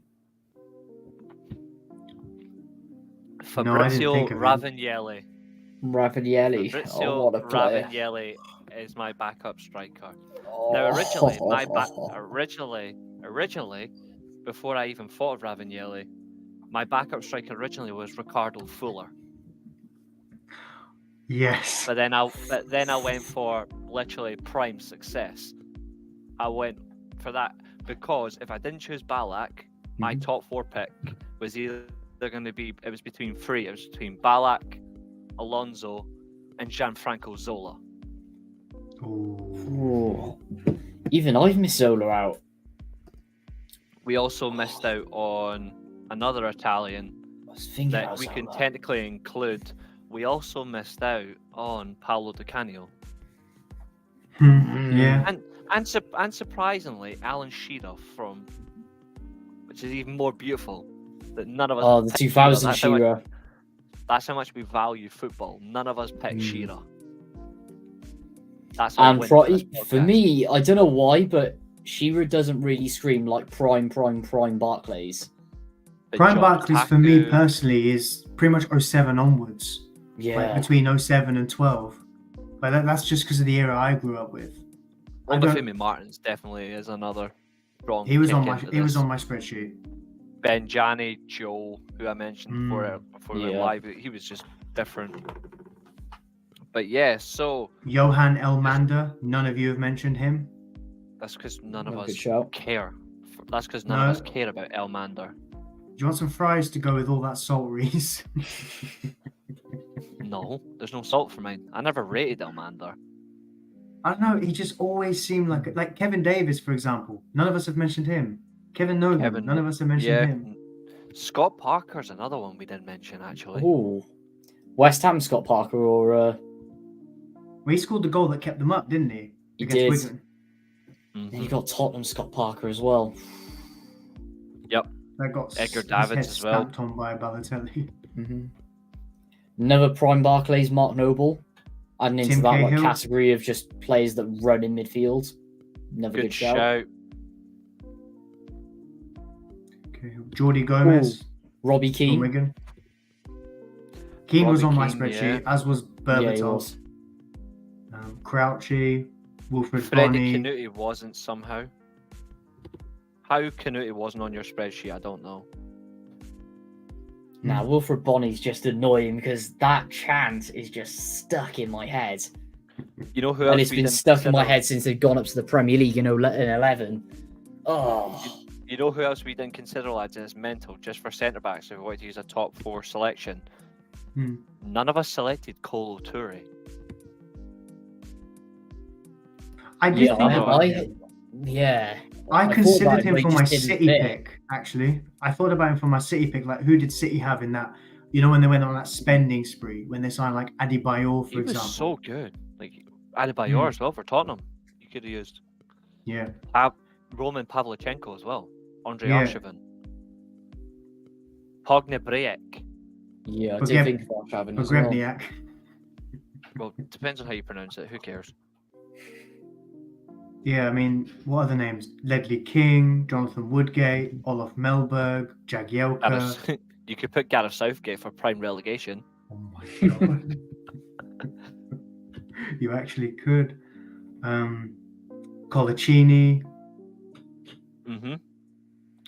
Who else did I put on here? Eunice Kabul and Gary Cahill, depending on how you want to look at them, where they played. If they Schmeichel's play, obviously where on they here. play. Kasper Schmeichel, that is. Yeah. True. Yeah, Nathan mentioned it backstage. Wayne Hennessy is on my list. That is As true. Wolves days, Wayne Hennessy, like As blonde even hair Marcus Wayne Hennessy. Hahnemann from his Reading and Wolves days as well. Begovic Yep. and Sorensen. Balak, Kuhl, Lovenkrands, Ravanelli. Begovic, Leighton. Arthur Boric is another one. Who was the other one that I missed out on? Proper playing Barclays. I'm missing a name. By Baines, saying that, Warnock. we haven't I'm missing a even name. looked into like half of the Bournemouth players. Charlie Daniels, a big example, midfield. Josh King. That's because Josh King. You know, Harry who was the- Arter. who was the- Stanislas. Who was the Burnley Yes, player Stanislas. that scored a free kick in their first season? Oh. Long-haired, ugly fucker. He scored a free What, kick. Chris Eagles? No, Oh, I can't stand him. I said ugly fucker, not Chris Eagles. Chris Eagles was alright. We didn't mention Bojan, by the way. Well, I did backstage, but Bojan and Arnautovic, yeah, from that 15-16 season. fuck Karnautovic. Crap player. Odin Gallo was another one, funnily enough. Oh, Watford days. Mm-hmm. I find it hilarious because the only other time we ever mention Odi Nagalo is when he transferred to United. True, but that's when he wasn't wanted. Baines, Warnock, Danny Higginbottom, what a name that is. Ooh. Chimbonda, Bardsley, Chorluka. Another one I mentioned backstage was Vaz Tay, West Ham. Yeah, I already Baller. told you, my issue with him Yeah. was I saw him as playoff final winner in the championship. Yeah, you can sort of stick him and Bobby Zamora in the same category as well. Same with Dini as well. You know Gotta do there's- the sound effects there. You know there's two from Spurs that we didn't think of. In a weird way. Are you going to say Modric as one of them? Well, I said one. No. I already said Mhm. I already said Edgar Davids, but I was also thinking of Michael Carrick. Yeah. Yeah, that's true. That is so true. Joe Cole for Also- West Ham. There's another one as well. Pennant Jermaine Pennant. Oh, yeah. and Sean Wright Phillips. I never rated Sean Wright Phillips. No. Everything I saw about him I just didn't like him because everything I saw about him was just looked like someone just Wow. chasing the bag all the time. So I just didn't That's respect him as a footballer. I thought he was a good player, to be fair. Who am I missing? There's somebody I'm missing. Aaron Lennon. No. I'm saying I'm missing one player from my bench. I said Ravanelli, Lovenkrands, Kuhl, Balak, Hoof, Melchiot, Jaskalainen. Who's the other player that I mentioned? I'm missing someone. Did you say Can't Diarra? remember. Thank you. I couldn't remember who the other one was. Lissandro Diarra. Diop? It's still weird. It's still From weird that Portsmouth? it's still weird that Lissandro Diarra played for Real Madrid. and Chelsea was in a and title-winning Arsenal team. and Portsmouth. Oh, lads. Alex Song. Oh. West Ham. Oh, he was mad. No. Alex Song from when he was Arsenal's undisputed defensive midfielder and he carried them in midfield. Yeah, just Him all with him and those balls over the Fabregas. top in to a Van brilliant Persie. Him and Fabregas in a 4-4-2 was actually insane. I completely forgot about that. But you know what's funny, Reece? We still haven't done our combined Brian Barclays side. How are we going to do this? Because this is my team, literally. That is my team right there. That is my team as it looks, in the greatest respect. Like, look, see, Howard, Hangeland, Figueroa, making sure I've got it. Gian, Hutton, Mane, Even Van der Sar. We haven't mentioned Van der Sar. Fulham. Hmm. We also did mention Louis Saha, and he was one I mentioned last week as well. But then he was in. But then We I mentioned him decided briefly the obvious. backstage. Yeah. He was another great player, but too easy. Oh, we are dumbasses. We didn't mention Alan Smith and Mark Viduka. I was going to mention those two now, actually, because I was going to say you mentioned Leeds, obviously. with Viduka's Harry the one that Kewell. annoys me. Both Leeds and Middlesbrough. Do you know what the crazy thing about Janino. Viduka was? I used to hate him when I was younger because he was the one player on FIFA that used to always score against me every Yeah. year, no matter who he played for. and it got to a point where I was like, I hate this guy so much, and I never Snap signed him. I never signed him. Do you know how many red cards I got because of that man? I liked watching Mark Viduka play. I missed him. He was just a big brute of a striker, but he was a very good goal scorer. But he was just aggressive, and he just gets stuck in. Just trying to think. What are the names? You know what's mad is there's other players as well, which is crazy. Nobby Solano. But then there's another like Kieran Dyer as well. But he was probably too busy fighting with other men then. I got a Newcastle like trio in the centre of midfield with Tiote, Kabay and Sissoko. Yeah. Just Sissoko for his debut, where he came off the bench and scored twice against Chelsea and won the game for them. Johan Gouffran as well. Oh yeah, Gouffran, yeah. Van der Vaart, did any of us say him? Spurs? No, because fuck Van der Vaart. Really? I thought you'd like Van der Vaart, actually. I thought he'd be one of the names you'd mention. I mean, he was alright, but like he was. Yeah, to be fair, he was alright. It was better than Bentley, for example. Oh my god! I never rated David Bentley. I just saw a guy who tried too much to be David Beckham and just. No, to be fair, he did try, and then the international team said Bentley, and well, we all remember what happened when he went international duty. He failed to qualify for a tournament. I used to hate Bentley he always used to come up clutch against United as well for some reason. Like him and Shefki Kuchi. I hate the fact that he took the number 7 from David Beckham and made Beckham wear the number 15, the number 17. Even though it's England, I mean, for goodness sake, like how insulting can you be? It's funny because Beckham still looked good with the 17 anyway, because it's David Beckham. Beckham looks good with everything, to be fair. Exactly. He looks good with a car wash. You would make that look like $1 million. Anyway, how are we going to do this combined? I think we may as well just stick with since we've technically outranked you by system. I said backstage, and I think I even said on here like 4-4-2, 4-4-1-1. That suits me. Let's refresh this page. Right, what color kit are we going for? Is there any certain requests you guys want to make, Prime Barclays kits wise? To be fair, this is more like a classic sense. So I would just say we just do it all white or just all black. Because it's got no allegiance to any of our. Has he done that on purpose? Technically, that's a Swansea kit. Well, I'm going for. And that was Prime Barclays. When I did my no allegiance to any of our clubs. To be honest. How about purple? When I did. I'm wearing purple. Funny that. Doesn't it look purple on my screen? I'm trying to go for like no allegiance to any of our clubs, so I would just say. I mean, I went with Portsmouth with the blue and gold. Yeah, I'd say either purple. I'd say purple or silver. Wait, no, hang on. No, that's just too crap. Purple and gold. Yeah, let's go for that. Which purple's better? The darker one. Yeah, that one. Stick with that one, yeah? Obviously, squad numbers will change as they come about. I'll just move these a little bit more forward just to make a little space here. It's mad that we're only an hour and 33 minutes in. Yeah, but we wanted to talk about it extensively, did we not? No, it's still mad. No, what I'm saying is it's mad that like normally by this time, like for positions in tournament, we're normally like 2.5 hours in fighting for the last 30 minutes. Yeah, exactly. Like it's mad, but it still gives me full time to reveal what next week's show is, which we'll get to very, very soon. Which you guys will definitely like. It's harder than this. It's basically it's slightly like this, but it's harder. No, leave it. No, go back. That is perfect. Well, yeah, that's blue one.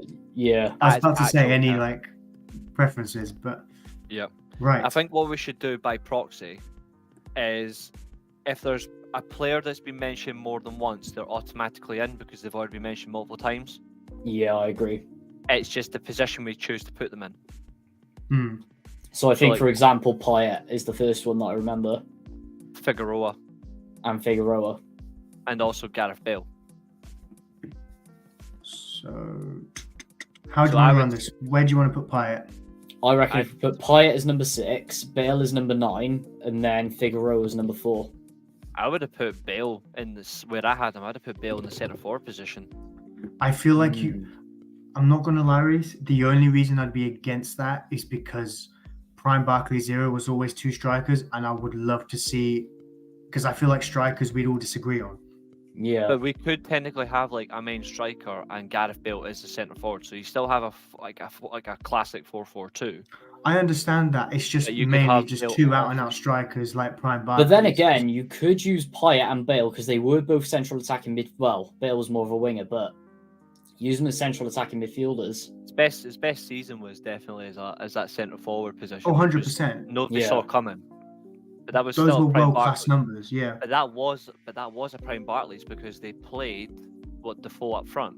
No, Defoe or Darren Bent up front. So technically it still counts. Gareth Bale could technically still be that, and then we can decide our white man. Because we all mentioned Shaqiri as well. So where do we put Bale then? In there? No, slightly like what I would do, like, so move your put your number 10. No, you were doing fine. Put Gareth Bale's 11 down. Now leave it there. Now put the number 10 to the right. Now left a little bit. Now put it forward a bit. Now pick on Gareth Bale. Well, his 11. Left, forward a little bit.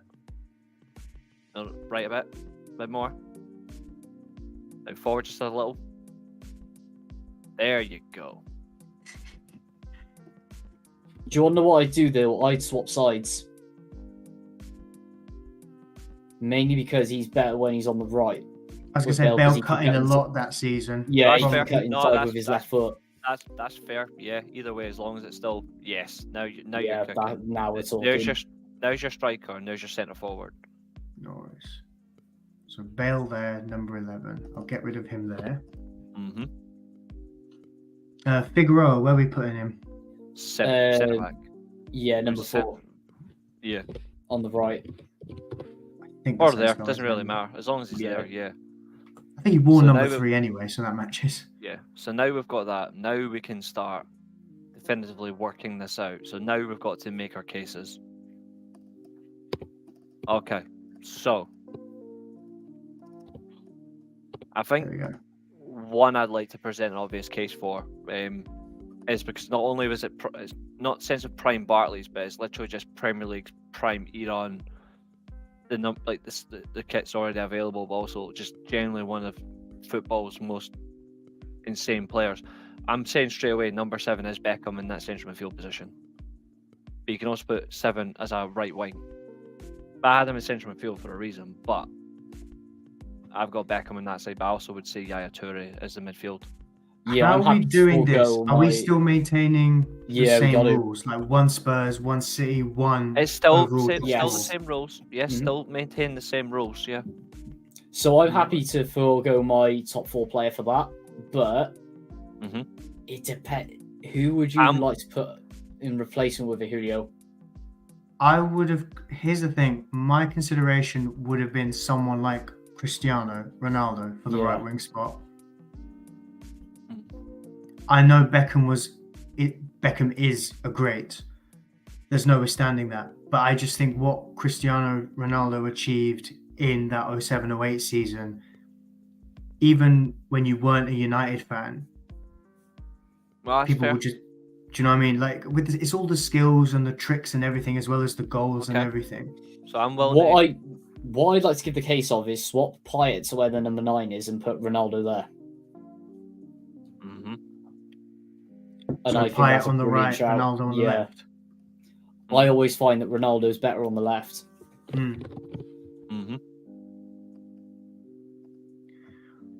I wonder Which if then it gives you Payet 17 to be fair, and it gives you Ronaldo 7. 27. Yep. I'm willing to forgo that, provided 7 or 8 is changed to 42 and it's Yaya Toure. Yeah, 100%. Yeah. I'm willing to sacrifice Beckham for Yaya Toure. I can do that.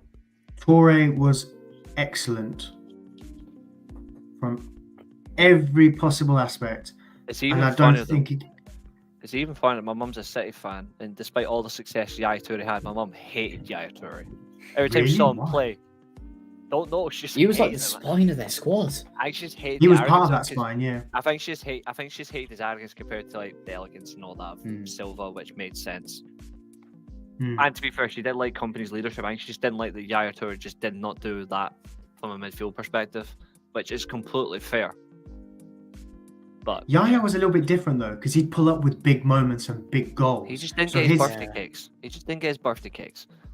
Okay, so we're doing Toure. Okay, so on that sense then, midfield, I would on the sense of it then, I would like to use one of my picks to put beside Toure, but it's up to you guys. So Yaya is my slightly advanced player, which is fine, but I'm bringing Lissandro Diarra off my bench to partner him. Let me find my team. But it's between I like him the idea or- of Diarra, It's but him or it's him or Crankchar. He wasn't in any of my selections, but it'd be him or Crankchar. My choice would be Kante, because I don't think you can look past a 15, 16 Leicester player, especially Kante. You imagine if Yaya was given the freedom because of Kante in this team. True. Here's a Very madness as true. well. the only reason I Yaya- don't want to put Kante in there is because I want to save the Leicester centre back or a Leicester player in defence. I was going to say something crazy as well, but it's up to you guys. Who? We all technically mentioned Mane and we also mentioned Shaqiri, and we've all got them technically in our teams. I'm saying we don't remove Payet, but Yaya Toure is more of like, originally when he came to City, he wasn't a bombarding player, he was the holding player. How about we drop Payet into the midfield too, and we put either Shaqiri or Mane as the right winger? We're not I don't know, forgoing because I it. feel like the best of Yaya was when he was given freedom, given If free anything, license it's to do ju- whatever. if anything though, Prime Barclays was just two midfielders that would go up or go down. They would do the True. job. But so if anything, we're still obeying by Prime Barclays madness. So Hmm. it didn't always have to be one of them, but at least you've got it.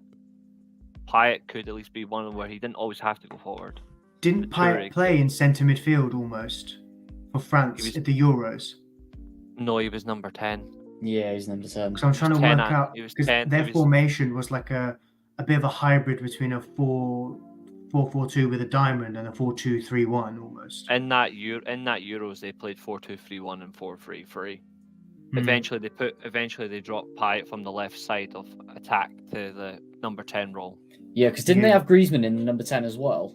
Yeah, and In they bits of it. realised that just didn't work. They had to put Griezmann in the 9 role. And they when it had should have been. Sissoko. They had Sissoko playing as almost like a right midfielder, because you had And it Pogba didn't and work. Matuidi in the deep lying midfield Yeah. roles. And it just did not work Hmm. for them. Eventually, they just changed it. That's what I would do, potentially, is you could put Payet there. Alternatively, we just pick another midfielder to go beside Toure. But there's a lot there. I've still got Diarra as I mentioned, but I'm happy to forego it if there's anyone else you can think of. Kante is the one I'm putting forward from my team. As I mentioned, I'm just trying to look who else you could probably put in there. Yeah.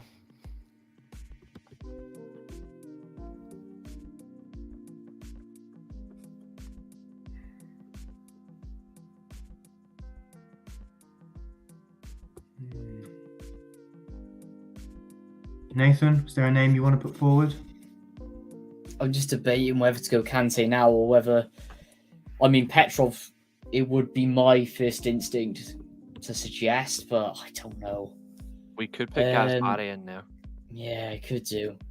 But then again, I want to save some of those like Villa players, etc., for the defence Yeah. as well. True. Villa. Who did Villa have at the back? Because I would have feel that Villa's strengths was going forward. You know, with the likes of Agbonlahor and Young and Milner. Pascal Chimbonda was another one we haven't Yeah. mentioned tonight. Hmm. Yeah, I'm inclined to say Kante. Yeah, let's go I'm okay Kante, with that. I'm okay with that. and then beef out from there. Yeah. I think that's fair. That is a very balanced team, and if anything, Kante cleans up the mess that. Oh my god, he's just so good. Yaya Toure shits out as well. Because he does shit out a fair bit, mostly kicks. I like this. Right. Now we need to sort out. I'm just foregoing it. I'm still foregoing it. I'm choosing Ravanelli as my striker. I've put my backup striker ahead of Leroy Lita, even though Leroy Lita was just cooking in prime Barclays. I'm going for Ravanelli as my striker. I don't know why I just want to go Demba Ba, but we can then chuck Colaccini in defence. Yes, we can. So let's go for it, Reece. Yes. Ravanelli up top. You want to put Ravanelli? Yeah. Of course we do. Football heritage. I know, but Don't you dare. I don't resonate him with prime Barclays as much. I resonate with just prime Beaston.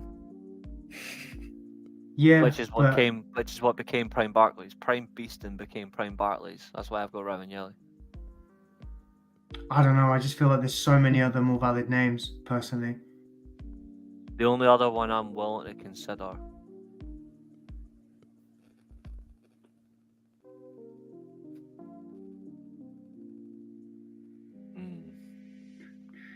We haven't technically. Wait, hold on. Figueroa was Wigan. Yeah, luckily. I would also like to point out with Figueroa as well, we can play him at left back. He did play part of his career there at Wigan as well.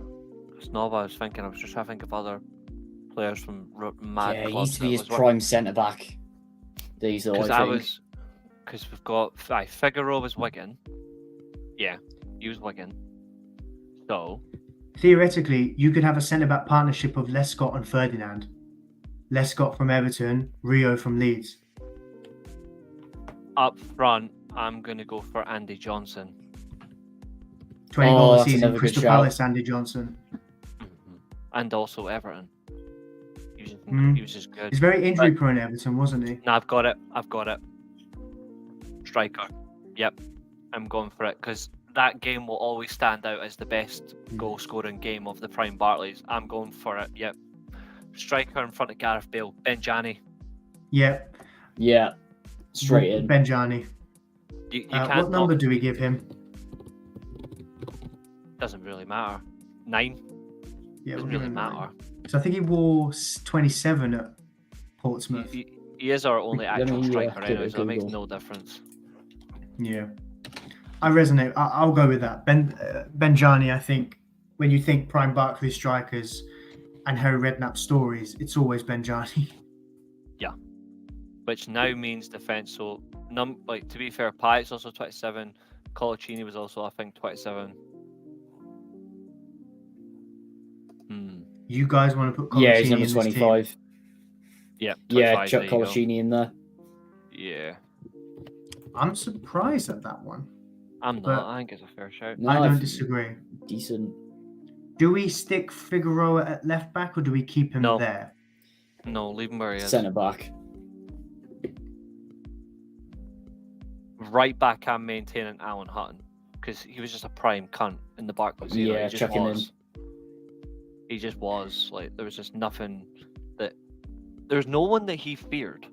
Like, didn't matter if he was playing in the Premier League or playing up here or playing for Scotland. He didn't fear anyone. Even if you were bigger than him, he would still try to kill you. Yeah.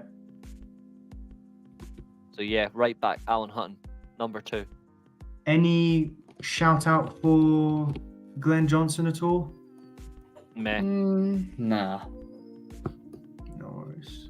Not a chance. Right, I'll just give. What number was Colaccini? 31, I think. Yeah.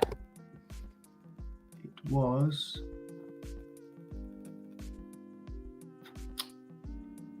Number 2, I think. Yeah, number 2. So was Alan Hutton. He ain't getting number 2. Saying that, didn't Hutton go out on loan, come back and have a bigger number? Like 43 or something ridiculous like that. I'm not doing that to him. Fuck that. 21. He wore 21 at Villa. Alright, I'll allow it. Once.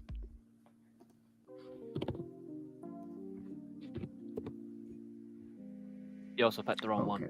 Yeah, I know. So confusing. Question is, who are we putting at left back? Because we all had some mad shouts for left back. So obviously I had Asamoah Gyan. I had no left backs. This is why I suggested Figueroa. Yeah, I had Kolarov, so it's up to you guys really. Because obviously this is why I suggested Figueroa at left back, because with a centre back in there, you can add someone significantly better. Because there's even other ones we didn't put in, like Konchesky, Fuchs. Like we didn't put any of them in.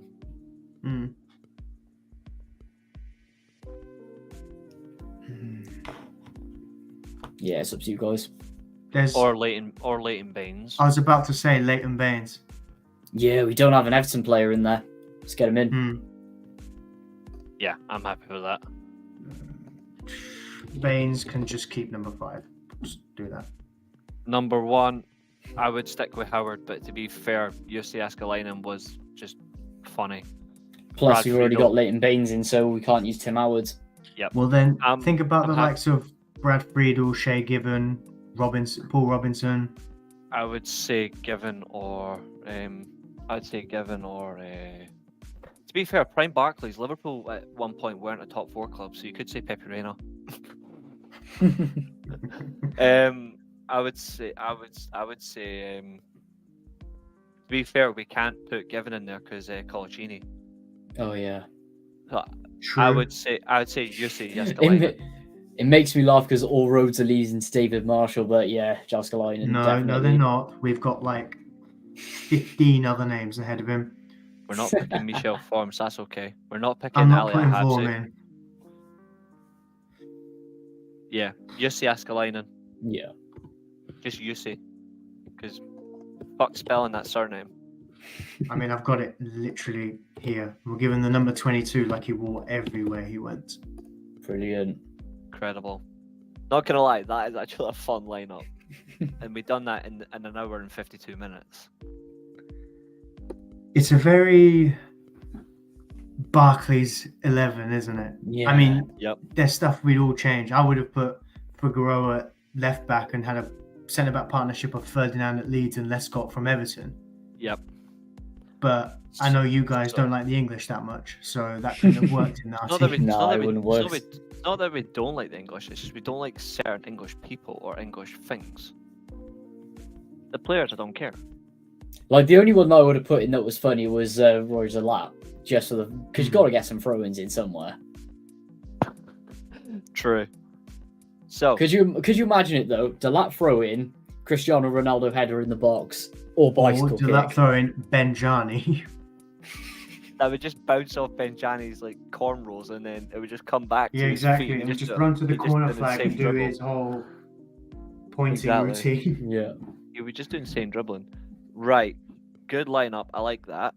So, are you now ready for what next week's task is? Oh, yes. Before we go back to standard reviews. I don't think I could handle it, but, you know, we move. You know what? Let's get in full screen. Make the proper announcement. With that acorn haircut. I like it. So, next week is our last of just these fun type of shows we've been doing, and then we'll go back to we'll do these now and again, but next week is the last one. Then we'll go back to reviews and etc. and talk general football. So next week's task is we are each going to pick an 11 of fuck off. Jesus Christ. I was hoping you wouldn't notice that for a bit longer. You know how fast my eyes are? So next week's task is we pick an 11. Same formation, so we're not allowed to break the rules. It's the same formation. We are going to pick a World Cup 11 of players that won it but also we must include 2 from the continent of both Africa and Asia. So we have 7 winners. We will have 7 winners throughout. You cannot have more than 1 nation, so it's 1 Brazilian, 1 German, 1 Italian. So it's 1 of each of those winners, but 4 players will equal Africa and Asia. So like Korea, Japan, the lot. And we'll all be using the same formation. No arguments, no deterrent. We are going to cook next week. That's So your interesting. your formation, gentlemen, is the 4-2-3-1. Yes. That's sound. That's But something you to can- work with. That's what I would But have picked you- anyway, so that's great. But you can do it as a holding midfielder and a box-to-box midfielder. But you must have 2 Africans and 2 Asians, because obviously we do not have a World Cup winner from those continents. And there is no leeway on years. So you can Ooh. go as far back as you want. So no, like Americans and that. No. Okay. Unless you want to. Actually, this is what we'll do. It's just because when you said the Africans and Asians, I thought you were basically going down the route of That's what 7 we'll do. winners and 4 everywhere else. 7 winners, Okay. So, 1 African, Mhm. 1 Asian, 1 from the US, and 1 from North America. So, does so that even though include America, like Mexico and that? Mexico, Canada. Ooh, there's some absolute ballers in there as well. So technically, America is obviously in North America, but we'll Yeah. give 1 just to America on its own, 1 North America. South America's got so many World Winners. Cup winners. Yeah, but you can use a South American that hasn't won the World Cup. Ooh. So you can use a player from the likes of Chile and Paraguay, etc. Specifically, those 2 I've mentioned for good reason. Interesting. James Rodriguez as well. Colombia, another option. You've just taken my cam spot. Thanks. Really? Every time. Wait, really? That's your camp spot? Really? He's the first one that came to mind because I have such a strong, like, he's got a strong place in my heart, James.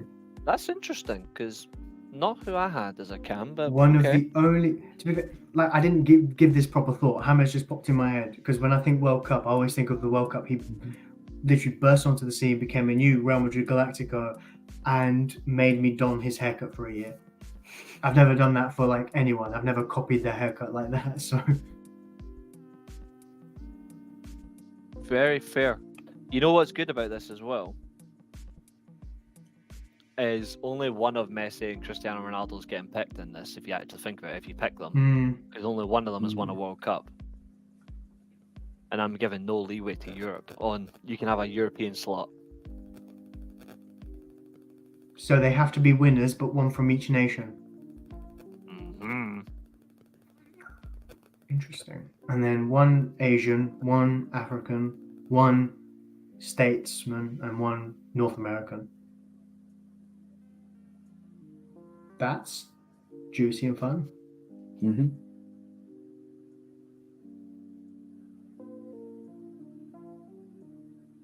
That's That's such a juicy tier list. I'm just having a quick little think about it. That's actually quite good, yeah. Squad builder. Right. Any other rules you want to part with, Reece? Yes. Oh, yes.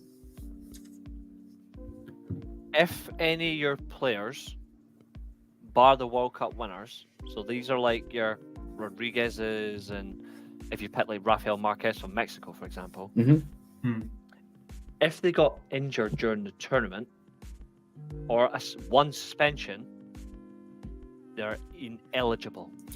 Oh, that is grim.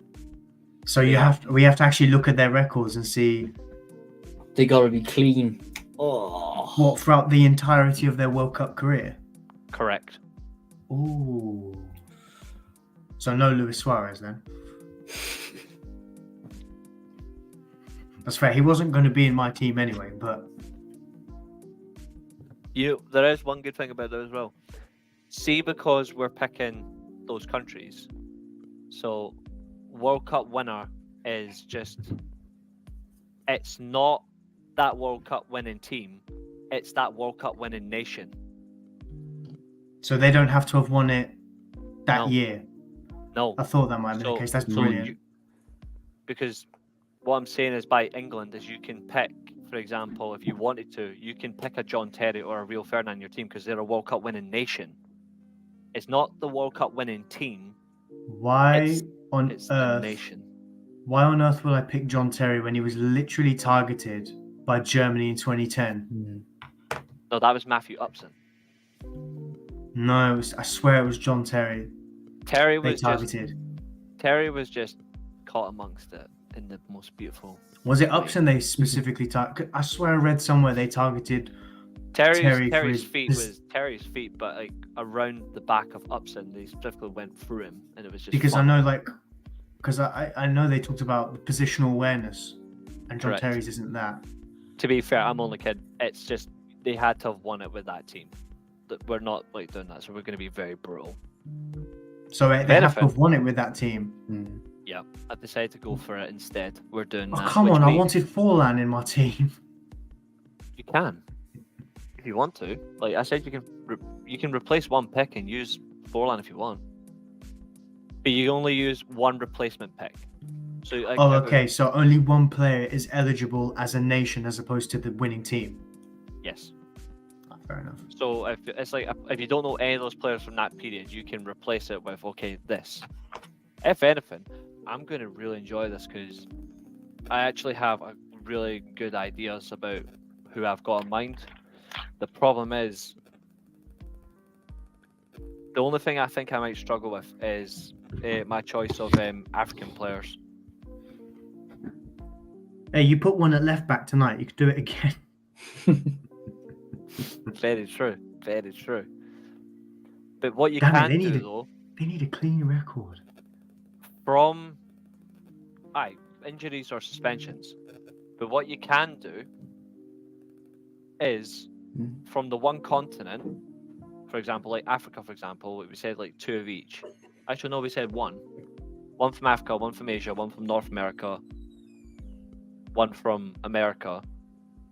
You can replace any of your World Cup winners, like winning nations, for a player that you liked from that country. So in this case, you can replace a Uruguay player for Diego Forlan or Cavani or whatever. You've got that. But you can also include, if you want, you can take out a World Cup winning player. Say, for example, you took out R9. Yeah. Just for argument's sake. Yeah, you can remove R9, but you can put in a player like who didn't win the World Cup but maybe should have won it. So you can put in Johan Cruyff, for example. Oh, okay.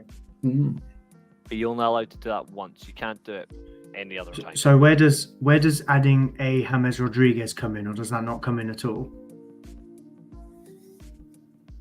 You could. He could be like your wild card pick in a way, like a wild. Where card. does the wild card pick come in?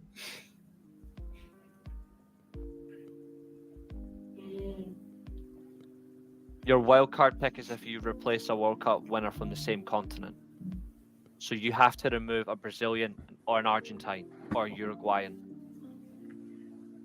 Oh, I get what you mean. Yeah. So you can effectively replace one with a player you like. So, for example, you could replace Ronaldinho with, I don't know, a Neymar, James. for example. Okay.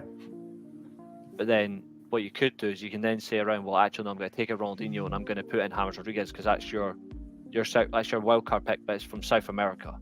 But you miss out on a Messi or someone from the Uruguay team, potentially. Yes. If you catch my drift. Correct.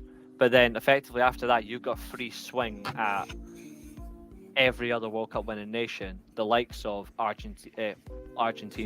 You've got free swing at Italy. You've got a free swing at Germany, France, all of that. The one thing that makes it harder, obviously, is the amount of World Cup winners is who you're going to go with. There's no wildcard option for Europe, is there? Because I know you said you weren't going to give Europe leeway. It was like me saying Cristiano Ronaldo instead of, I don't know, the English nation, for example. It would be very unfair to not give it to Europe. So okay, one Europe pick, one Europe wild pick if you want to. You don't have to. But there's a wild Europe in there. Yeah. I need to decide who my European wild pick would be because there's so many. Because I could take a lot of fun of that. Because technically you could do a wild pick and that could be the likes of Cruyff. This is going to be really fun. But there you go. It's going to be so interesting. I just hope I don't get the rules wrong. So 4-2-3-1. World Cup winners. But then you can replace one with a wild pick. It must include a player from America, North America, Asia, and Africa. And then you can obviously do the wild card pick can be from, if you're replacing a winner from that, it must be the same continent. So if you're replacing a German, it must be from another European. If you're replacing a Uruguayan, then it must be from another, like Oscar Cardozo from Paraguay, for example. It must be from that. And then your picks from America, North America, and all that, etc., all the way through. No red cards and no injuries. So effectively, Deco, for example, if you were to put in Deco as a wild card pick, he's out because he got red carded in that battle in Nuremberg in 2006. He's out. That was crazy. So is there a scenario where you see, for example, James Rodriguez as the wild card one from the continent and Forlan as the one from the same nation? Yeah, that's allowed. So that's allowed? Okay. Yeah, if you don't know anyone from that Uruguay team, let's be real. If you don't know anyone from that Uruguay team that won the 1930s, you can just say, well, I don't know any of them, so forgo it. I'm using Forlan. That's allowed. And then I could replace like Argentina, for example, with a Colombian like James. If you want to, but you're really going to replace the likes of Kempis or Saviola or Crespo or anything like that? No, of course not. But I'm just trying to see what I can do. They're allowed. That's allowed. The James one keeps coming back to me. But for example, I could do that in Europe instead. But of the 7 winners, it's a bracket. That's why I'm asking. Yeah, you can do that, but it must be of that continent. You can't go. Yeah, of course. You can't say, oh, I'm replacing a European pick with a South American. No, of course you not. immediately be disqualified. No worries. That's fair enough. Let the games begin. And it must be a 4-2-3-1. And also, if you're playing a 6, an 8, and a 10, they must have been those positions when they won that tournament. Or if they were, like, for example, so I can't pick. So, for example, if I picked, say my midfield was, let's see, who was in the team's team, I can use an example. Say it was Zidane. Zidane has to have been the number 10. Yeah. Or Ronald, or I can't use Ronaldinho as a number 10 because in the 2002 World Cup, Ronaldinho was left-sided central midfield and left wing. He mixed between the both. He never played number 10. So where would you put him in this? Does that mean he can play as the box-to-box, or does it have to be left wing? Ronaldinho would be my left winger, for example. If he was my Brazilian, he would have to be left wing. Right wing, for example, I can't use Messi because Messi didn't play right wing when Argentina won the World Cup. You know what I mean? Like, they've got to be that position. He played. I can't remember how Argentina lined up actually. Weird shit. I think Di Maria played right wing, and Messi was through the middle. I can't remember who played left wing. I don't think Messi played right wing for Argentina for that World Cup winning team in 2020. It's listed here. There's a front three here of Messi, Alvarez, and Di Maria. Okay, then you're eligible to use Messi then as a right winger. Yeah. But he's not who Because I I'm know going to use. it chopped and changed in that tournament. I know. I So, want to. I don't want to use. To be fair, that's not who I'm going to use anyway. But physically, the teams you're picking from when they won the World Cup, study them and pick. Okay, that's what I want to do. yeah. Because I if don't at want to any make point, it too easy. Like like obvious picks. all I'm going to say is, my Italian might not be the player who should be in this team. It might be someone completely batshit crazy, which is typical. You wouldn't have it any other way, would you? Well, think of it. I've got Italian teams that stand out. But you know who is actually eligible for your team, gents? What's crazy is you can still do it if you want to. The likes of Zico, Socrates that didn't win the World Cup are eligible as your wild card pick. What about And Pele? Well, how did he operate when he won it positionally? Do you know?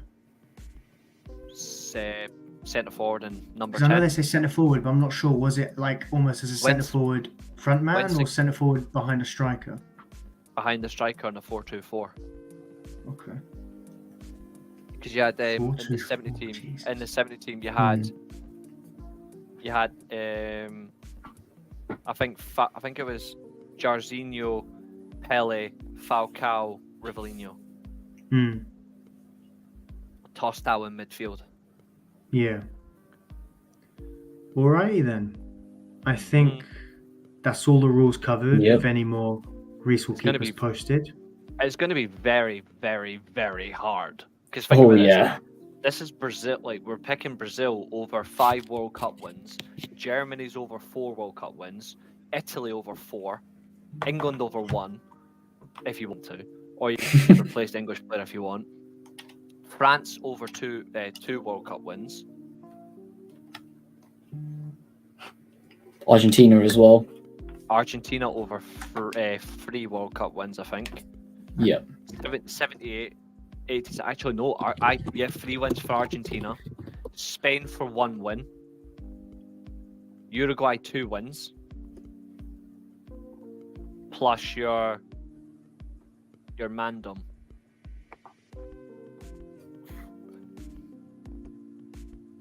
I actually wonder who your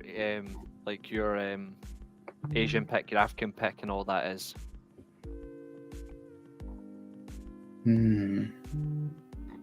Because I admit I might struggle with Germans just for obvious reasons. Well, actually, I'll struggle with Germany and Italy because obviously that's part of me. I'm just trying to look now for the table of like record wins, but Brazil it just with keeps 5. Brazil it just with keeps 5. giving me individual years. Yeah. Yeah. Here So we go. Brazil with 5. Germany and Italy have 4. Argentina's got 3. France has got 2. Uruguay's got 2. England's got 1. There you go. That's it. Same one. That's it. Without looking. So it's 2, 4, 6, 8 winners. So it's 8 winners plus. That's going to be very hard because that means actually you can get 3 from either America. We're going to make this fair because it's 11 players. No bench. No bench for this, by the way. So you don't have to worry about bench. So you have 8 winners. For which, if you don't know any of the players from those teams, you can replace with players from the same country. But then if your option is, then you can then just have 3 wild cards from anywhere. Fuck it. You can have 3 wild cards from anywhere. So if you want 3 additional South Americans, have 3 additional South Americans. If you want 3 Asian players or African or North American, go for it. So the last 3 slots is pretty much whatever you want. Yep. 8 winners. Okay. 3 randoms. Okay, that's fair enough. That's going to work. That's much better. Because that's also hard because that's putting your bias in the side. But the 3 randoms can't be from the winner nations, can they? No. Okay. Because we can't have duplicates. Because Yeah, otherwise no, we'd have that's- like 5. But here's the thing. Before you come on the show, next week, this is what I want you to do. We're not picking a bench, but what I want you to do is I want you to pick 5 Brazilians. This is me actually. This is the final rule. You've got to pick 5 Brazilians. Yep. 1 from each of those teams.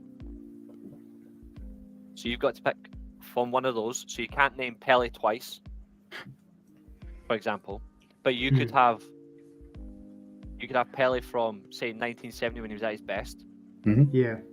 You could have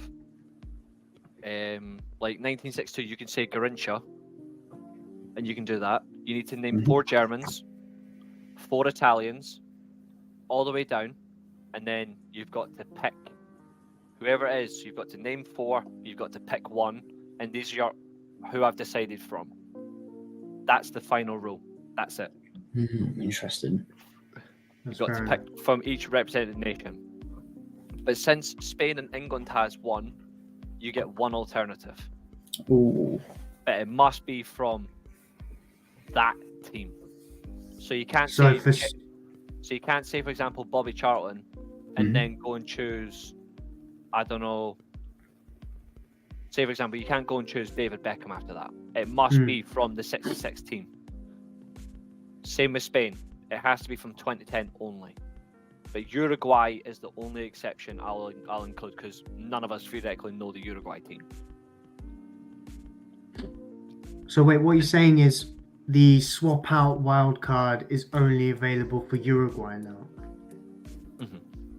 So the team of winners has to be from those teams, and you select 1 from the shortlist you've made.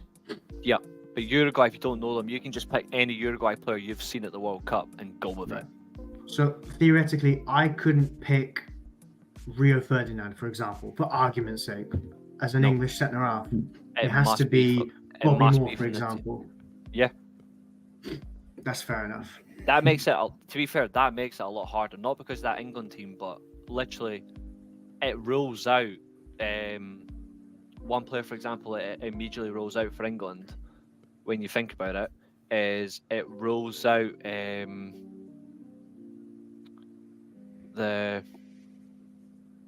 it rolls out the goal scorer that got injured.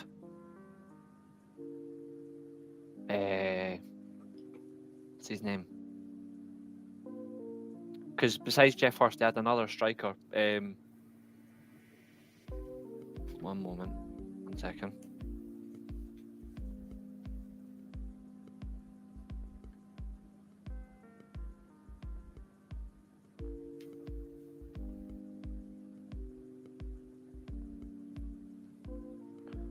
It rolls out Jimmy Greaves. That's it. I forgot his first name. It rolls out Jimmy Greaves. So because he got injured. Jimmy Greaves got injured prior to this tournament, so you can't use Jimmy Greaves. That, to be fair, none of us are picking Jeff Hurst anyway. No. Because we were all going to pick better strikers. But he could be your alternative pick, but he's not for me. This is going to be really good. It's going to be interesting because it's going to, like, my knowledge of past World Cup teams aren't the best, for instance. So it gives me a chance to obviously go and research into those teams and look at the greats of the past. Literally, you know what's like I think the hardest one there for me? 1974 Germany is probably the hardest. Yeah. Knowing between those German teams, I'd say 1974 is probably the hardest. 1990, very strong for 3 players, but there's only 1 from 1990 that really is the pick. 74, you had Beckenbauer, you had Uli Hoeneß, you had Paul Breitner, you had Gerd Müller, Sepp Maier. Like 5 immediate standouts. That is hard. Yeah. What makes it harder for me as well, I loved so many of that 2014 team. So many individuals I loved from that team. So it's me basically going, I'm sorry, Bastian. I'm sorry, Thomas. I'm sorry, you man. But exactly. Like, I'm the same. I'm going to struggle. 2006 Italy is going to be quite easy for me. It's only between 3 players. I've got it. But either way, you have to pick 1 from those teams. You'll enjoy this. Uruguay, you pick someone who's clean from that nation, and then 3 your own personal faves. No worries. But if they got suspended in the tournament or got injured, they're out. Bye.